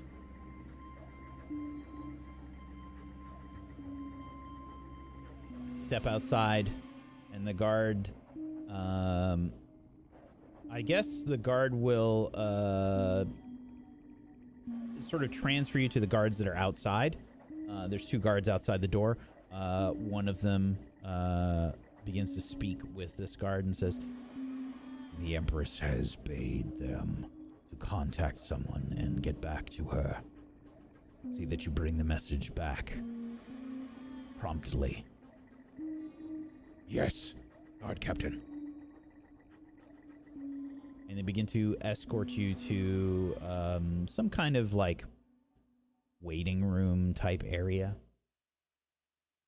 Just kind of comfortable with some couches and chairs. Once they bring me there, do they leave? There's a guard that waits at the entrance to the room. Okay, like inside the room with me? Yep. Okay. I sit down on one of the couches and as I exhale,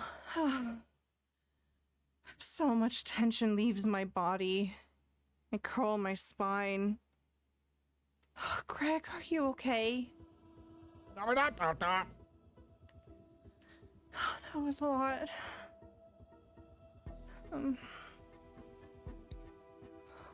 What did she want from you?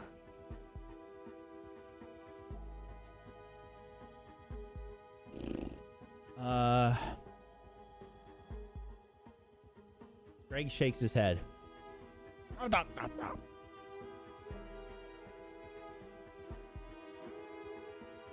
Okay.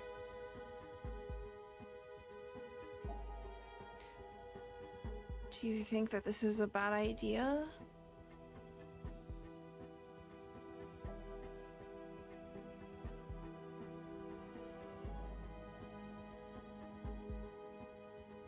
Greg, I imagine Greg will take a second before he responds, and then shakes his head. Okay. I'm gonna send the message now, alright? And I pull the scroll back out and I begin to compose a message to Iris. Hey, so a lot of things have just happened. Are you there? There's no immediate response. Okay, well, you're a reader. I'm sure this will be fine. And I'll begin to info dump everything that just happened. I don't hold anything back.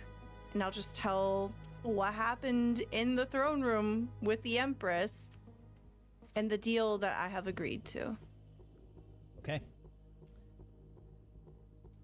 We switch scenes. The cavern that our Infernia group is in. We find our 3 party members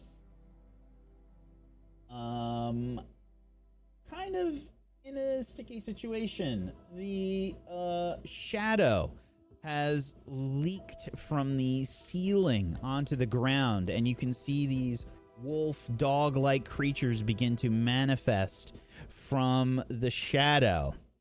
As Iris, you begin to feel your communication scroll go off. There's that horrible sort of pinging, ringing sound that's happening as you can see these wolf creatures begin to form from the shadow.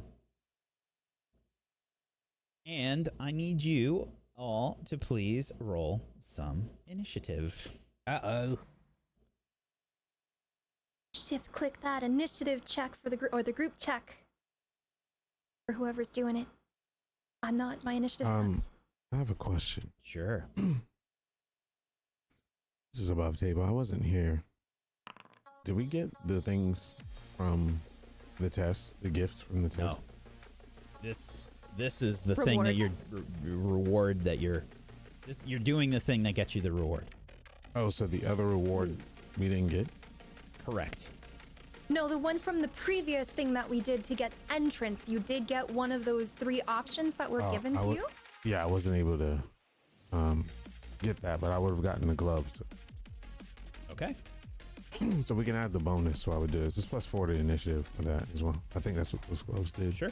Do you want to roll instead then? Or how does that work with the group check? We pick who leads it. So if Enders wants to go ahead and lead it, or if you want to, it doesn't I mean, it's matter. already been done, so I'll just click on it. Okay. To succeed, easy.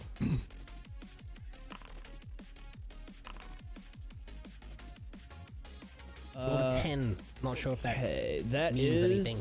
That is good. You are going to go first. Okay. As these snarling, massive, wolf-looking creatures emerge from the shadows. They're like huge, by the way. These creatures are the size of a horse. Yeah, they're massive. They emerge from the shadows. You immediately see these purple, sort of glowing eyes in the shadows as they emerge. Who is going first? Any takers? So did these these just found us, or were they alerted by one of us? Well, you all went down this path, and you did effectively get spotted by these creatures. All right.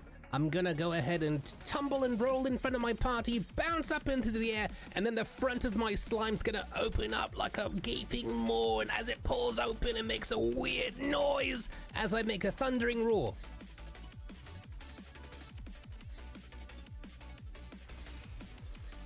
Okay. From the Tide Caller. Okay. Very well. That's 20 MP to cast that. But as you do,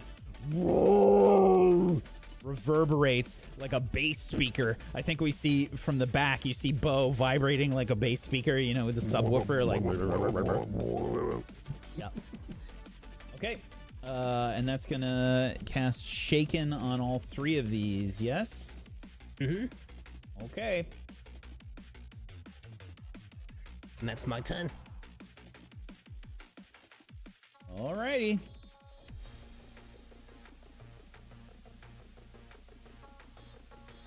Really wish that the icons for the status effects were bigger.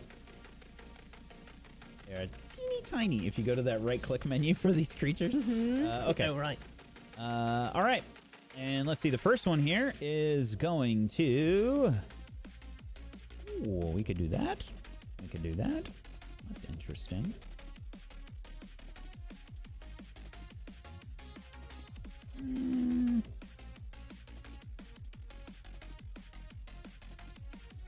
Okay.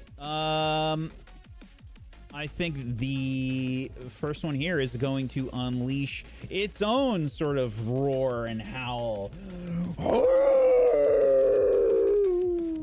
Reverberating through the cave, echoing off the cave, and we'll do this. set up for random? I think so. Let's find out. I'm gonna push the button. To Iris. And that is a miss, Iris. You're able to keep it together as this creature tries to shake you with fear. Okay. Who's next? I'll go. I'm going to go ahead and I'll turn my gaze towards Enders, and you'll feel this sort of energy begin to surround you, like you are my prime focus as I select him for my cognitive focus for the round. This will make it so that I am able to cast spells for 8 points less of mana on him as well. And I'm going to go ahead and cast, due to hypercognition because I have 4 points in it, and he's a single target, and I'm going to go ahead and cast Acceleration upon him. And this is on, you said Enders? This is on Enders, so it'll be 12 mana instead of 20 for me. Okie doke. Very nice. Is that it for your turn? You've got this, Enders! That's my turn. Okie doke. I'm trying to find out. Is there something I have to drag on me, or? I don't think so. no. You just get an extra single additional action during your turn. For 2 turns. Okay. Oh, okay. For 2 total actions. This one is gonna go. And let's see. This one will. You can see like the shadows begin to collect from around this creature and travel like into its mouth as you see this like magenta sort of purpley glow start to emanate from the creature as it becomes consumed by shadows. And it will cast Ember Breath, which is a spell, but it is unfortunately probably not going to help you very much, Bo. Boo. Stinky demons. Whoa. Towards Enders, and that is a miss. As you see this shadow fire blast out towards Enders. Enders is quick enough to avoid it, though. I'll just move my head as it goes by. It is your turn, Enders. I look towards Iris and I just nod, and then I magically pull out. Well, I'm not just flavor text. Magically pull out. Finally, this expensive bow that I shouldn't have bought. And going to aim at one in front. Which one shot at us? The one in front? This one is the one that just tried to breathe shadow flame upon you. Yeah, that one's getting it. Okay. Let's see if this works. Oh, Jesus! Pretty fucking good. Wow, you got a +5? Jesus, that bow is crazy. Technically, it would have been a +7 actually because of support magic, but I forgot about that. Oh, Holy there shit. you go. Is that physical damage or no? It's elemental damage. Okay. I believe it's Air. It looks like it's air. It's not supposed to be air. I think it's supposed to be lightning. I think that bow is air. Oh, is So, it air? unless- It is air. You're right. You're right. You're right. You're right. It is. It is. There's a different lightning bow. This one's there. Yes. When you let loose this arrow, what does it look like, Enders? I'm not actually holding the bow anymore. I don't do that anymore. It's actually floating in air in front of me, and I'm doing the gestures as if I am pulling back the bowstring, but magically the arrow is manifested in my hand, and it goes from like a normal size arrow to a giant one, and it shoots out, and the wind just blows towards all of us as the arrow is traveling in a spiral motion, digs into the enemy.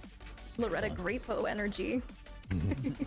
Okay, very nice. Is that it for your turn? Do you want to use No, it is your not. extra? Yes. Okay.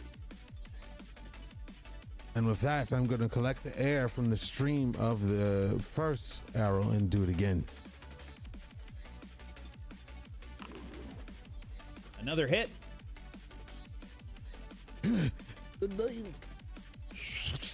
You see the creature howl in pain as the gust of air probably like disperses some of the shadow where it hits. It does that like anime thing, you know, like when some like a really powerful attack happens, like that circle like you see like get evaporated from the enemy. It looks a little bit like that.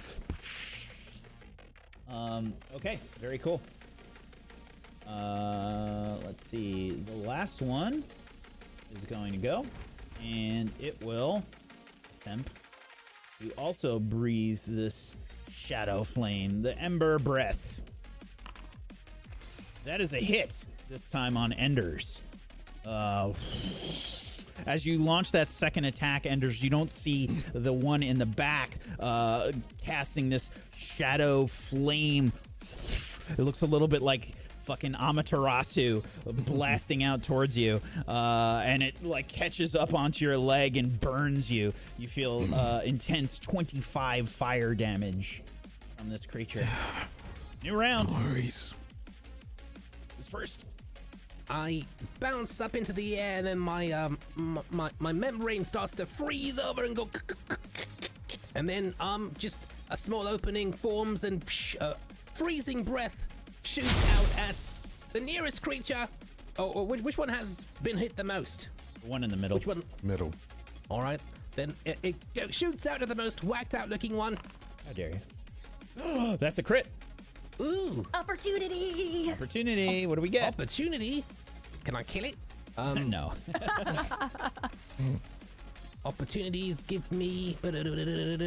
These all okay. Wow. Scan, plot twist, progress. Lost item. But a question about what we're doing right now. We're looking for a nest, right?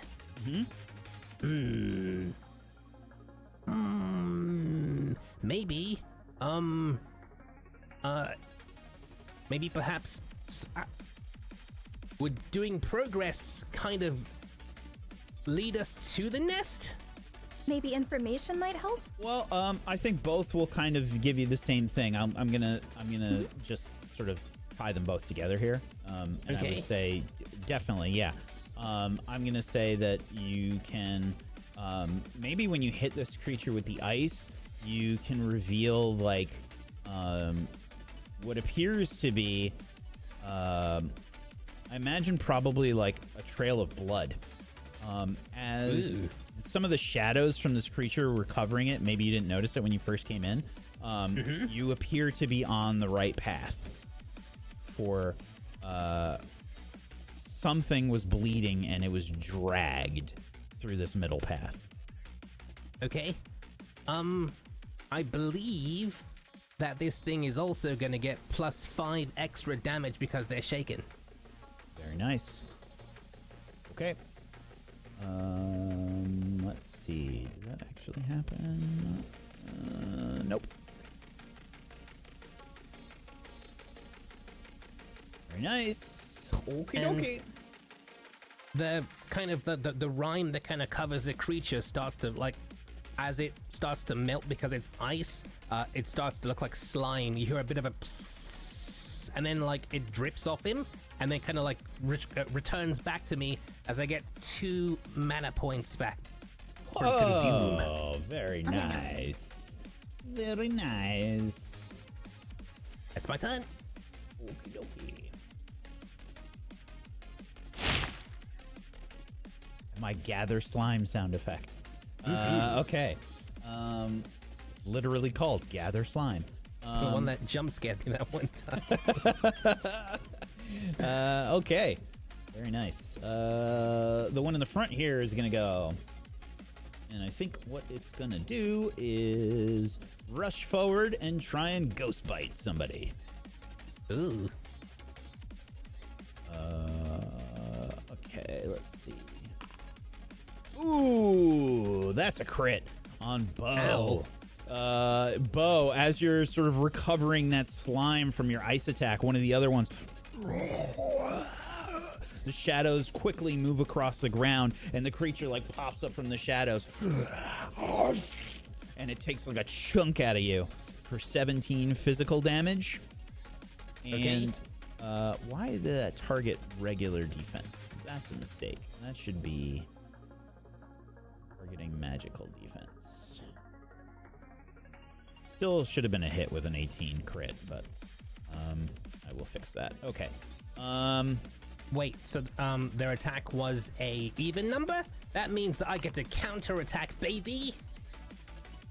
Very cool. Let me just see. I don't know if you still get that on a crit though.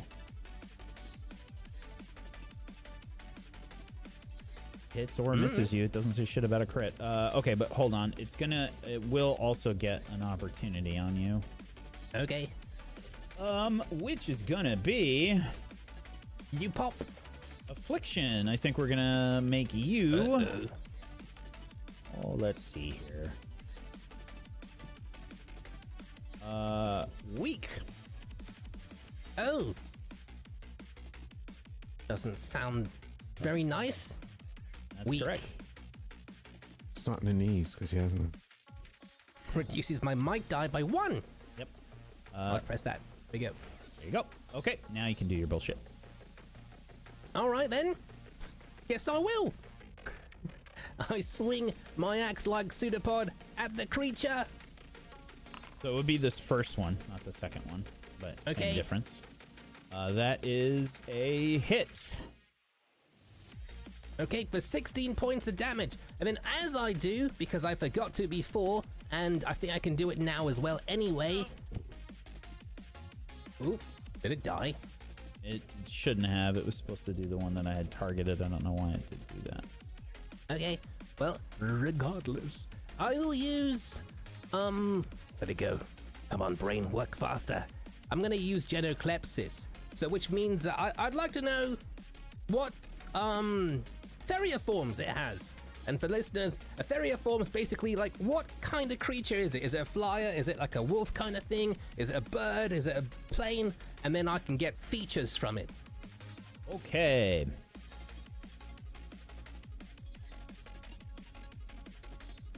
Let me pull up the giant list of bullshit. So glad that they have a list. If I had to do this every time from the book, I'd kill myself. Okay, let's see. Regenerating creatures, wolves, birds of prey. It would definitely be Arpactida. Arpactida. Yep. Okay.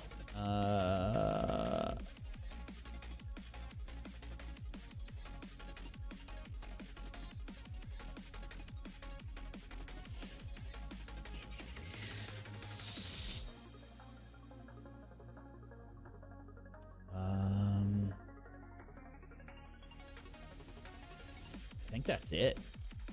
Okay. I'm trying to well, read all these, but I think that's the only one.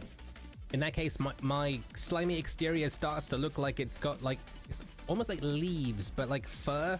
Like it starts to get folds on top of each other, and I'm more like a, I don't know, like a tribble than a slime. And I'm gonna have to remove a third of my HP, and I think that makes it 54 now. As I look a little bit more lupine, or Arpactida-ish. Slime Doggo, activate. Slime Doggo, go Slime Doggo. Okay. That is it for its turn. Who's next? So one is truly down. No. This is just, sorry. Got No problem. I just want to make sure. apologies. I look towards Iris. I mean, I'm gesturing towards you because okay. All right. I'm on the lookout to make sure you two are okay. Okay. It's an awkward, like, after you. No, please. No, after you. No, after. In the middle of like combat. Yeah. With the encyclopedia that I have. Like, no, I'm just trying to find out things. Okay. I will hold my hand back and then gather some of the shadows, place it at my feet, and then bend down and touch the ground as the shadows swiftly go towards, I don't know what dog attacked me. I'm just going to go towards the middle one that I've been working on. Okay. And be like, and I'll say, you're not the only one that controls shadows. And I will... Okay, I'm going to press the skill and then I have to do dex, okay? Okay. That... And... Oh, that was a cool smoke effect. What the fuck? That was sick. I have to do a roll check? Is that what it is? Yeah. I gotta figure out how to fix this. All right, dex. Difficulty is versus magic defense is 8. You said I get a +2? No, that was only for one attack with support Okay, magic. cool. Just want to make sure. That's a 14. Okay, that is a hit. 12. Alright. Holy. Okay, so it's 21 damage, shadow damage, or dark damage. Okay. And I recover the amount of hit points that was lost. Very cool. So you'll see a shadow come up from behind. It'll look just like Indus or me. And instead, it'll grab his face and then pull down, and you'll see red eclipse where the scratch was and bare teeth, and then it'll sink into the neck of this wolf and drain his vigor. You can feel the vigor being drained from this creature, but like at the same time, like you can feel like the dark damage doesn't seem to affect it as much as you expect. And Oh, it's I see. also half as well of the hit points, not all of them that you do Okay. get. I'll only There's get a 5. perk later on though. I see it in there. Does it automatically apply, or do I have to? Well, it would have been 10 and then half of that Oh, no, it because didn't. took. It didn't Yeah. automatically apply. It looked like it did. It didn't. It says it down there, but remember I got hit for 25? You had 49 HP before you had less than Bo. Oh, really? I I'll saw give an you 5. effect on your character. Oh, okay. too. All right, cool. I didn't see cool. it. So small I can't see it. All right. And I get one more go, I guess. You do? Last Okay. one. All right. Oh, I see that didn't do as much damage as I wanted to, so I'm going to do barrage. Let's see. When you perform a ranged attack, you may spend 10 mana to choose one option. The attacks gain multiple 2, or you increase the attacks. Okay, so I can hit You can twice, hit two, or you can hit two. You two can hit targets, two targets, or or one twice. or I think multiple you can. times. I think you can target multiple. Let me just double check. Yeah, it says a maximum of 3. Okay. I think it costs. Yeah, multi 2 doesn't necessarily mean that you have to have 2 different targets. It can be the same target. Okay. All right, let me spend the mana. And then I am going to unleash Okay. Yoshi. And which one? All right, I'm going to attack this one and this one. Sounds Wait, good. I have to hold shift and then. Okay. Both hit. Same thing. I pull the bow out, and this time I summon multiple of the arrows, just half the size of the large one, and shoot them out towards these shadows. Very Wolves. cool. Both hit. You see one of the arrows sink right through what appears to be some kind of core located in the center of this creature. The shadows enveloping it, hiding it, but you see something sort of shatter in the shadows, and you hear this whimper. And the shadows disperse from the one in the middle. There's your weakness. Attack the core. And I'll tell them where it's located. Okie dokie. This one is...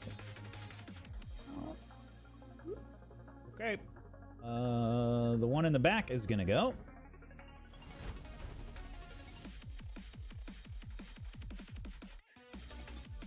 Move it into It's just gonna frame. scooch on up. Yep. It's gonna scooshy Because then I wooshy get up a to bit. zoom in. down. I can zoom in a little bit more when I do that. Okay.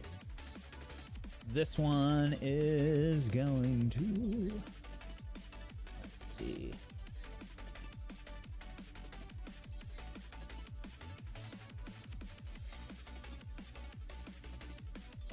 This one will use Ember Breath. Huh?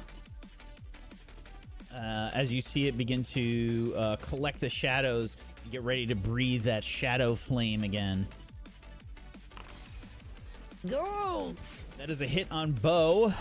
You're going to take 22 fire damage, Bo. Guess I will. And you're already weak. Otherwise, it would make you suffer weak as well. Okay. How do I take the damage? I press the button. Oh, I'm in crisis. Oh. Emergency. Iris? Oh, that is not good. I turn my focus over towards Bo, and I'm flipping through the pages. Okay, all right, yep. I need to concentrate my mana, and I'm going to assign Bo as my cognitive focus for this round, and my hypercognition then kicks in. I will cast Heal for 2 mana. So that's going to bring me to 86 mana instead, and you are going to get 50 hit points because we're level 20 now. And wait, there's more! You're going to also get an additional 12 because of my skill level 2 in healing power, as well as a +2 because of our bond with support magic. Stop! So much overhealing, I'm going to pop! This is an infomercial. Have you seen Overlord? That like time where he's like buffing himself and it's just like like repeatedly like it lasts for like 10 minutes. That's Iris. What's that spell again? You just see all these effects kind of come over you, and I'm just like looking in this book and then looking at you. Oh, that should be it. All right. Thank you. Bo was expecting a Band-Aid and got like injected with nanobots. Got pumped. New round. First? Okay. I'd like to slap them. Definitely try. So I've got multi 3 with my Feria former blah blah blah. So how do I grab both of them with a right click? Because I can target shift. one. Shift T. Oh, Shift T. Okay. So they're both targeted. And so no more Mr. Spell Guy. I'm just going to go ahead and thwack him with a pseudopod. What did you just do? There he is. Those are both hits. Oh, both hits. Okay. Do I want to do anything with this? Do I want to do anything with this? Let me see if I can do anything with this.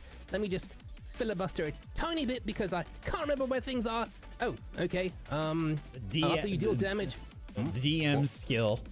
Filibustering. I don't think I have anything I want to do. Because I'm not in crisis, so that doesn't work. But I'm good. They have been sufficiently slapped. But if they're in crisis, they take 5 extra damage because I'm a doggy now. Okay.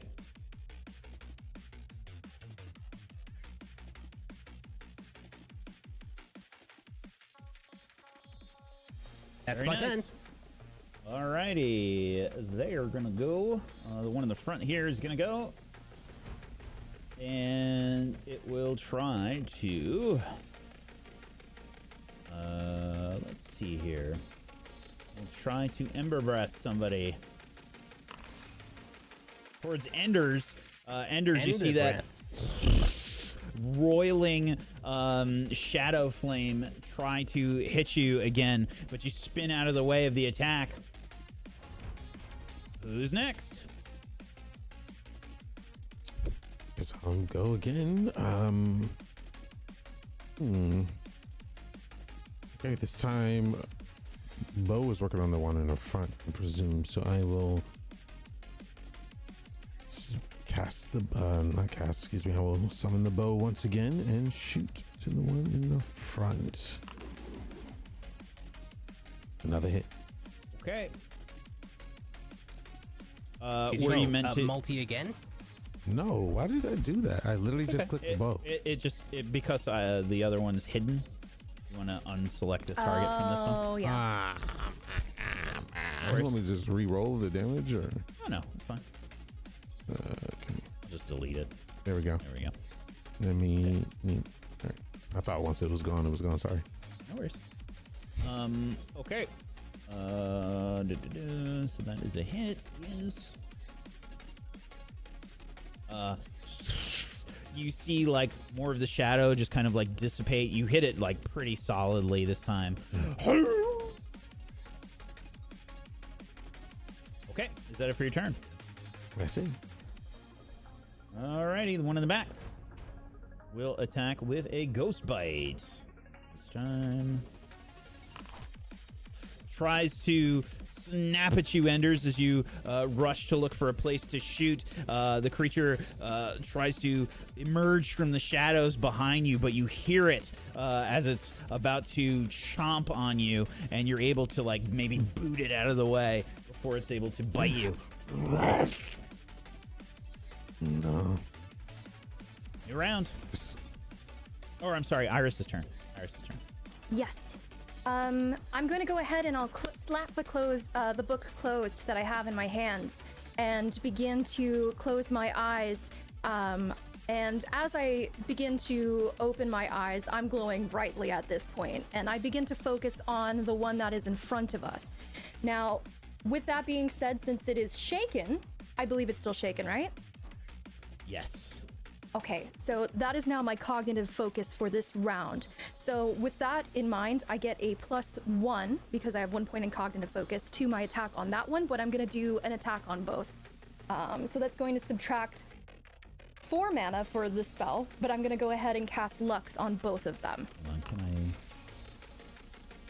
So that should be the first one. And then, I don't know why I have both targeted, so it should have hit both. Oops. But whatever. Whatever, major loser. So since that was the one that was in front, it hits that one. And then for the second one, let me just go ahead and I'll target it separately. And I will go ahead and cast that again, and it hits both. Okey-doke.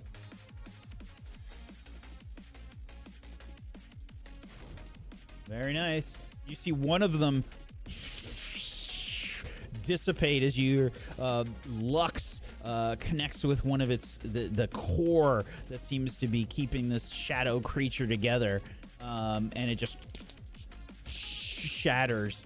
The other one is hit kind of full blast for this one, and it was supposed to. You said it gets extra damage. What happens with the cognitive focus? So it was just a plus to hit, but I hit both of them anyway. Gotcha. Yeah, so I'll do it separately next time and just add the modifiers. Well, Maybe that'll help. I placed there was an effect that you could do for the cognitive focus, and I put that on them, so hopefully that works now. Oh, cool. You were like slamming buttons, and I was like, no, I'm doing the thing. Give me a second. I'm just trying to get through it. It's so much stuff. 8 action turns. Succeeded. Okay. Do you have That any is more my bullshit turn. to activate? No, Okay, no good. more bullshit, I promise. For now. All right. now. New round. Okay. I bounce on the ground and spin in the air like Sonic the Hedgehog with a swing, and then one pseudopod swings out in an arc and tries to clobber this creature with a pseudopod attack. That is a hit. Okay. They take 5 extra points of damage because they're in crisis. Okie doke. And I believe that's my turn. Oh, wow, it's keeping track of how long the cognitive focus is now? Oh, that's so sick. Cool. All right, good to know. Is that it for your turn, Bo? Mm-hmm. 23 points of clobbering damage. Very well. And I did apply the extra, by the way. Okay. This guy is gonna...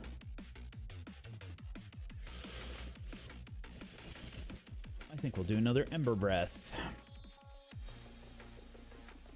Ooh. Targets Enders yet again and misses. Ender's breath. He really wants Enders right now. Right? The just shadow slightly move out of the way. Yeah. This creature is like hurting. It's lashing out in pain. And it just kind of throws an Ember Breath out, and you just barely have to move to avoid it. Okay. Who's next? Yeah, let's go and put it out of his misery. Hopefully. Target this one, and I'm just going to summon the bow and then shoot again. That is a hit. How do you kill it? This time I make the arrow a little front heavy, so that when it hits and it disperses the shadows, also cracks and explodes the core. As it goes in, the wind tunnel then buries into his chest, exposes it, and the back end of the arrow hits the orb and shatters it.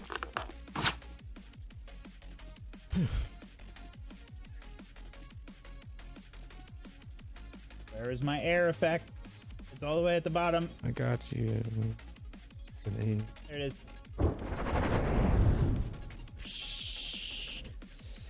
As the creature dissipates, Iris, you begin to see this message trigger the communication scroll. Oh. I pull it out from where I have it. Because I've been keeping it on my person and kind of like a little tie to it. And I open it to check. Oh. Oh. Oh, okay. What?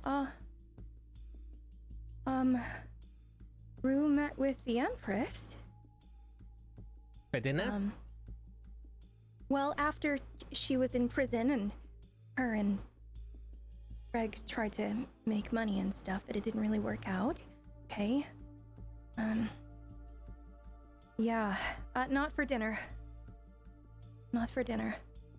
A dancer is the easiest class for making money. I mean, what's she doing?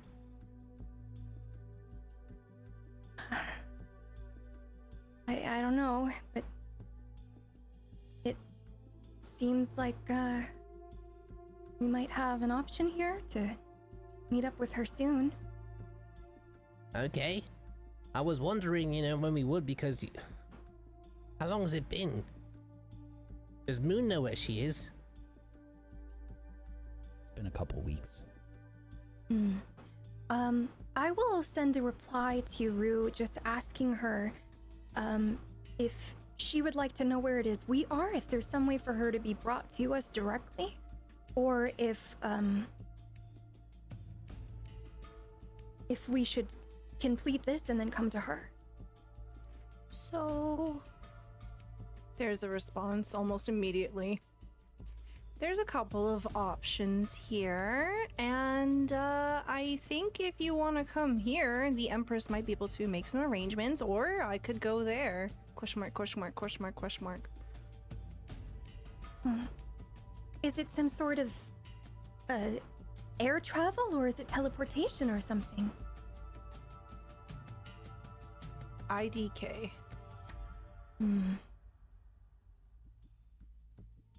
Well, What's she saying? she's saying that either we can go to the Empress or that we can have Rue sent to us. I mean, if we go, would we be allowed to from the school? Will they, expel us? What's gonna happen? Well, we should complete this. We do need money really badly. Rue does too.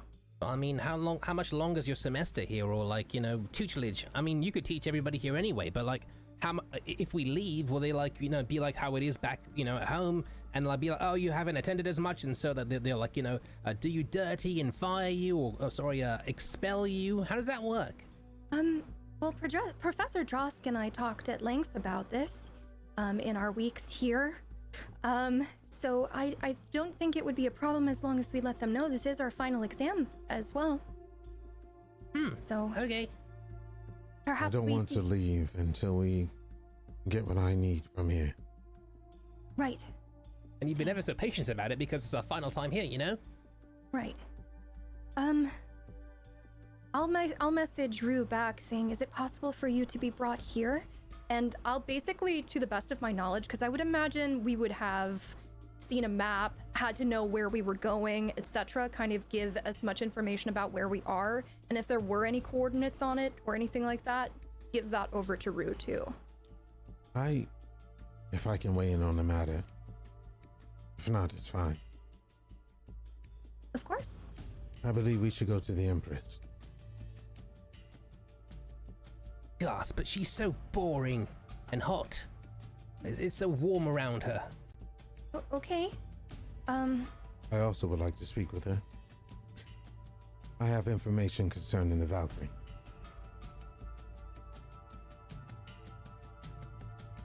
What information? It's in pieces right now, but I feel it. What I seen. The one that you call Muhn is no longer there. You'll see me pull something up in the air, open up the console. Yes. Villain. Valkyrie. What do you mean by that? Her status has changed. Right, so she's gone from hero to villain, but we never chose hero to begin with, so what does it mean? It means I have a job to do. We have a duty and a job to do. I didn't sign up to be no policeman. But we... Please. Okay, well then, I say we complete the mission here, if you do not wish to bring Rue to us, and then we go. Yes. Capital. Okay. I also sense that from the encounter that I've had, we need to get a lot stronger. And it doesn't really mean from doing what we're doing, but we need allies. And I feel that the Empress will support us in our claims. Or if we could find a bunch of boars and a good tune. What? Okay, I'll let her know that I'll send a message once we are complete with this trial. Very good. And I I'll see a just bunch of- quickly scroll that.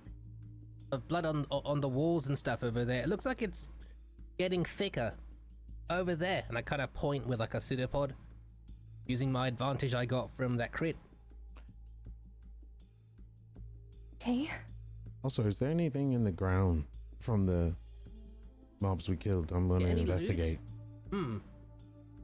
Yes, absolutely. Who would like to make an insight check? Oh, Me. I got 10. We can do a group I'll check. do it. We can do a group check. I'll lead it. What difficulty for the check? Let's see.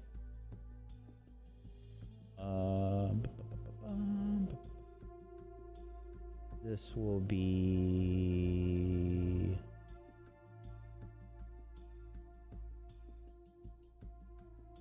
13. 13. Okay. Don't forget your bonds.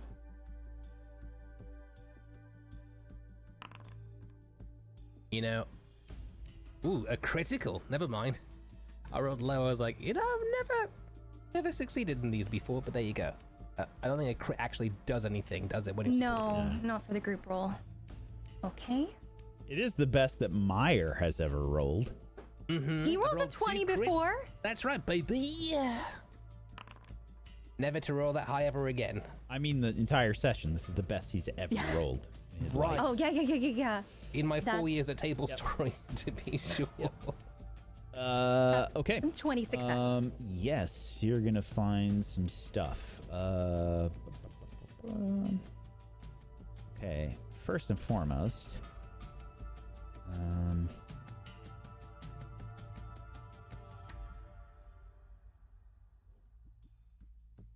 go. Okay. You are gonna find.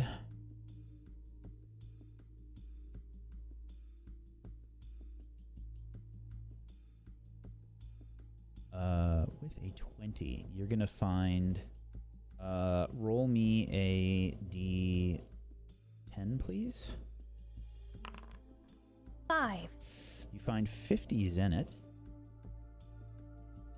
And you also find what appears to be something that looks like a paw on the ground.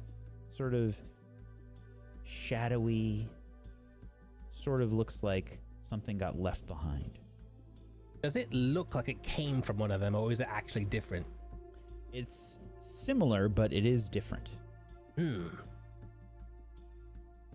Okay. I'll give... I know Bo doesn't really hold on to money, so I'll give half of the money over to Enders. It is some kind of fist weapon. or brawling. Curious that. I think. Can we identify it? So yeah, I think you can with this 20 success, effectively. This is a bear paw. Ooh. Yeah, it is a brawling weapon. And while you use it, while it is equipped, you are immune to weak. You know, this would have been really handy when I was weak in this fight. Has to be is this equipped something- though. It is a martial weapon. Would this Can I benefit equip you? it? I don't know. Can I equip it? I think I You're a can. weapon master. You absolutely can. Then, yeah, I just go, yeah, I could probably make use of that. Probably not a weapon you would have ever expected to use, but you can. Okay, I will drag this onto your sheet. I don't Thank know you. if you have the vision for it, but I will just drag it onto your sheet. There you go. Thank you very much.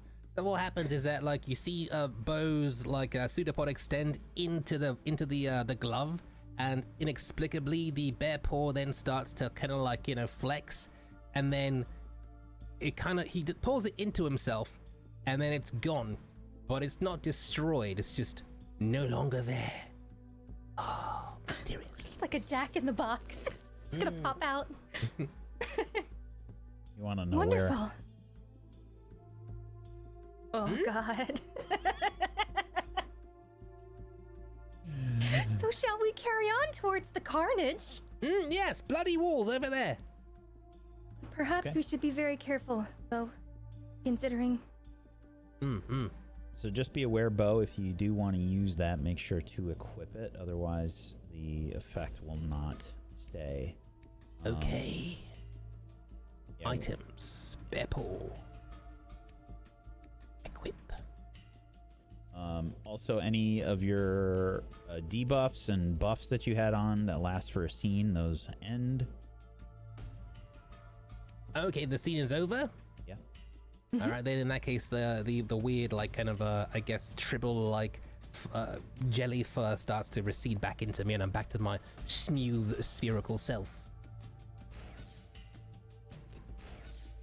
Can you take the weak off me? Oh wait, no, I'm immune to weak. Never mind. Yeah. Okay. Do you follow this trail of blood? I turn to the others. Do we follow this trail of blood? Well, it's our best lead, is it not? I guess. Do we even know what these demons were doing? I can imagine nothing good. What if they're good demons and they've sent us here to go? What if they sent us here to get rid of us? Do you think so? I don't know. That headmistress lady, she's really, I don't know, like she's got like a witch's broom up her butt or something. She really doesn't like you. I don't think that's true.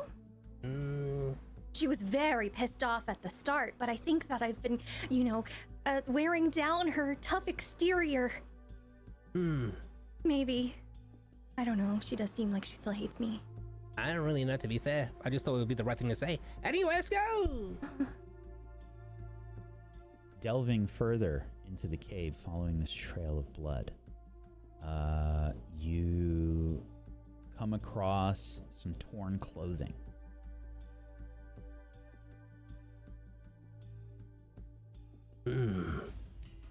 What's the there third? any... Mm-hmm.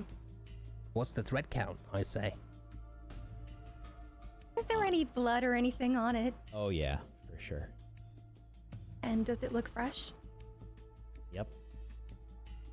Is it expensive looking? Not really. It looks like it is. I imagine it's probably like, just like a slightly off-white fabric.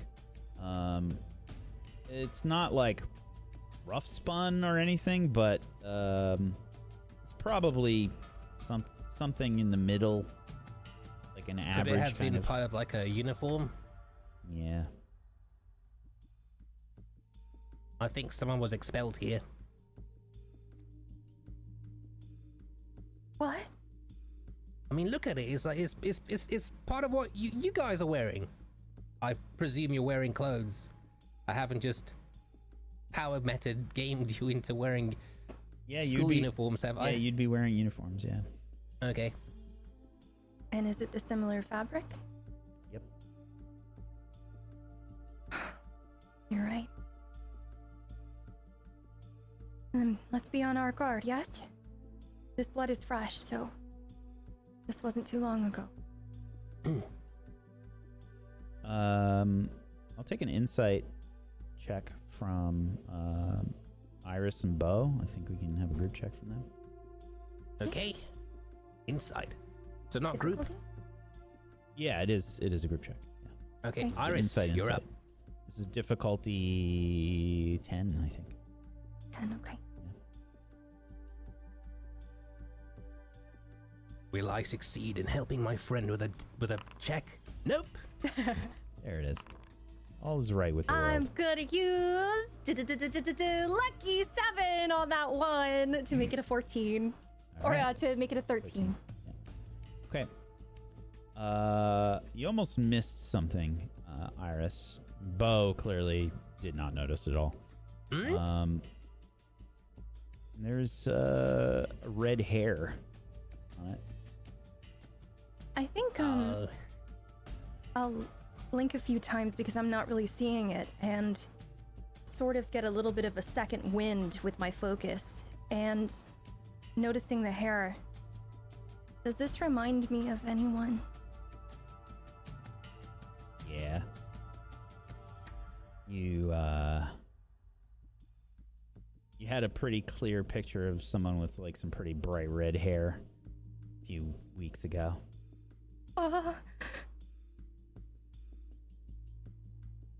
It's that student, that girl. Which one? The wet one. She was always wet. You're gonna have to elaborate. When I touched her, she was always wet. Oh, sweaty. She was sweaty. Yes. She did seem quite nervous. Oh, from the exam. Tripping all over the place every time. I slipped off of her a couple times. That one, yes. And the nervous voice. Well, we're not seeing her body, so it doesn't mean that she's dead. Mm-hmm. She could be possessed, or We might have to help kept in a her. cocoon for later, or let's go. Right. Yes. You continue. Do you have further. information on Sorry, demons? Go ahead. Yes, sir. What did you say? You're always reading that book as I talk to Iris. Is there information on demons? Can they shapeshift? They can do all sorts of things. It really depends on the demon. We learned about them a little bit. I know you kind of weren't too interested in being there, but they did teach us a decent bit. It's just we don't know which ones we're facing in here. Yeah. So, Don't be surprised if they were demons. And we could be walking into a trap. Well, I wasn't able to do what I normally do, so they weren't like beasts, and they weren't plants, so they probably were demons. They kind of felt funny. I've got a sense for these things and how they taste. Well, feel, be, are. My money's on demons, but I don't think I've seen another demon before, have I? I think you have. At least in that training exercise. oh, right. All right. Oh, yeah. the lady one. Yes. Forget what she was. I think those were demons. The way you beat them into like shadowy powder, that's not very beastie. But I could be wrong. I'd like to know more though. Also, I'd like to point out the talkative one, the one with the tongue I should have cut out. Ah, the silver tongue one. Oh, he interfered with our exam, that bastard. You're able to control something? I don't know. Ah, well, I mean, they all could be down there. We should probably keep moving. Right. I don't want them to get hurt. Well, that's course. my precise reason of saying that we need to be careful, because you tend to want to help everyone, Iris. they may be, in fact, not who they say they are. And who has the name Dicker anyway? And then I start walking in a direction. You know, he makes a fair point there. Who does That have is a a name? ridiculous name. He must have awful parents. As you round the corner, you can see a lot more blood and what remains of a person, uniform shredded, red hair seemingly chopped right off. Well, she's not a demon. Definitely part of one now. Okay. Do you reckon we should... Wait, how close are we to the body right now? Can you paint the scene? Is the body by itself? Yeah, the body is there. There's probably a little bit of, like, some organs left, maybe. It's ripe. It's ripe. Oh, it's been there for a while. I won't go into extreme detail, but it's... Oh, it was fresh. At least since Tuesday, right?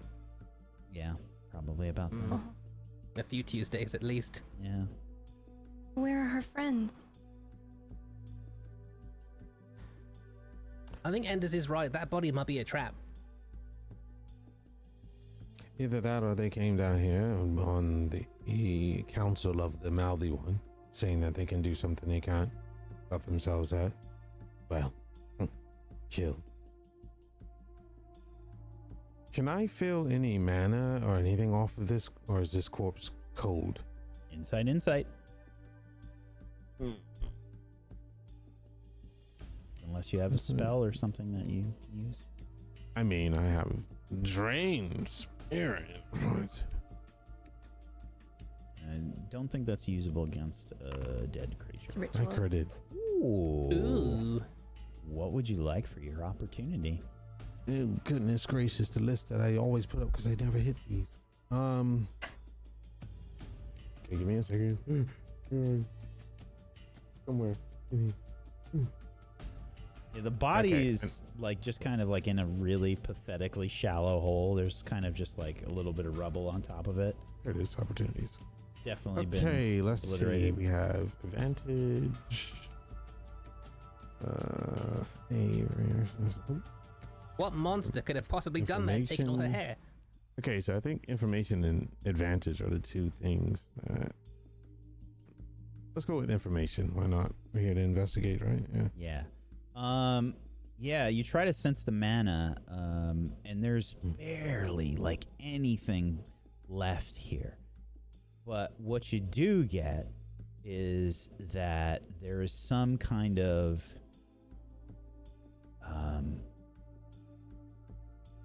there is mana further into this cave, and you feel that it is still in some way connected to this corpse. Okay. You'll see me bend down and hover my hand over, like just trailing the body until I hit a spot. And then my eyes are closed, and then I'll lift my hand almost like a compass. I'll follow. There's a mana stream. Thin. It flows down this way. You think what did this could be down there? Still gorging. Well, we don't see her friends, so we might as well try and see if anyone else is there to help them, or we have to clear this anyway.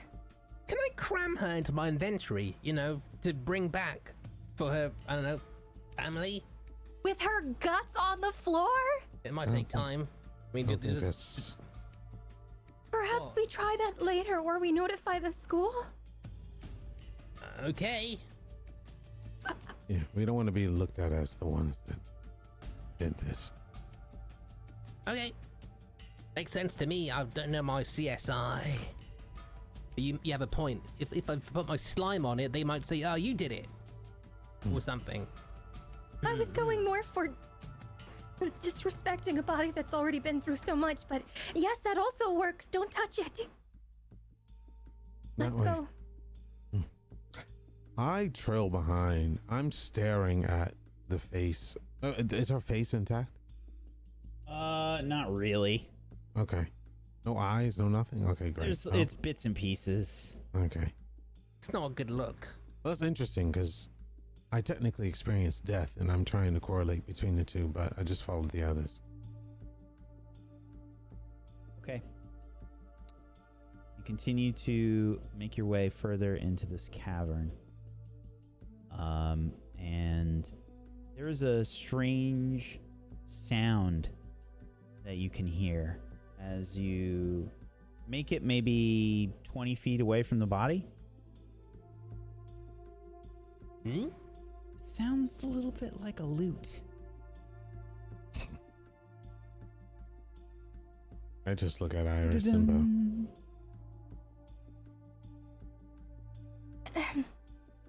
Hello? There goes the element of surprise. I wouldn't have done that. I fade into the shadows. Dicker? 涙の色はエメラルドブルー宝石みたいに光ってる流れ星を見上げていたあの夜も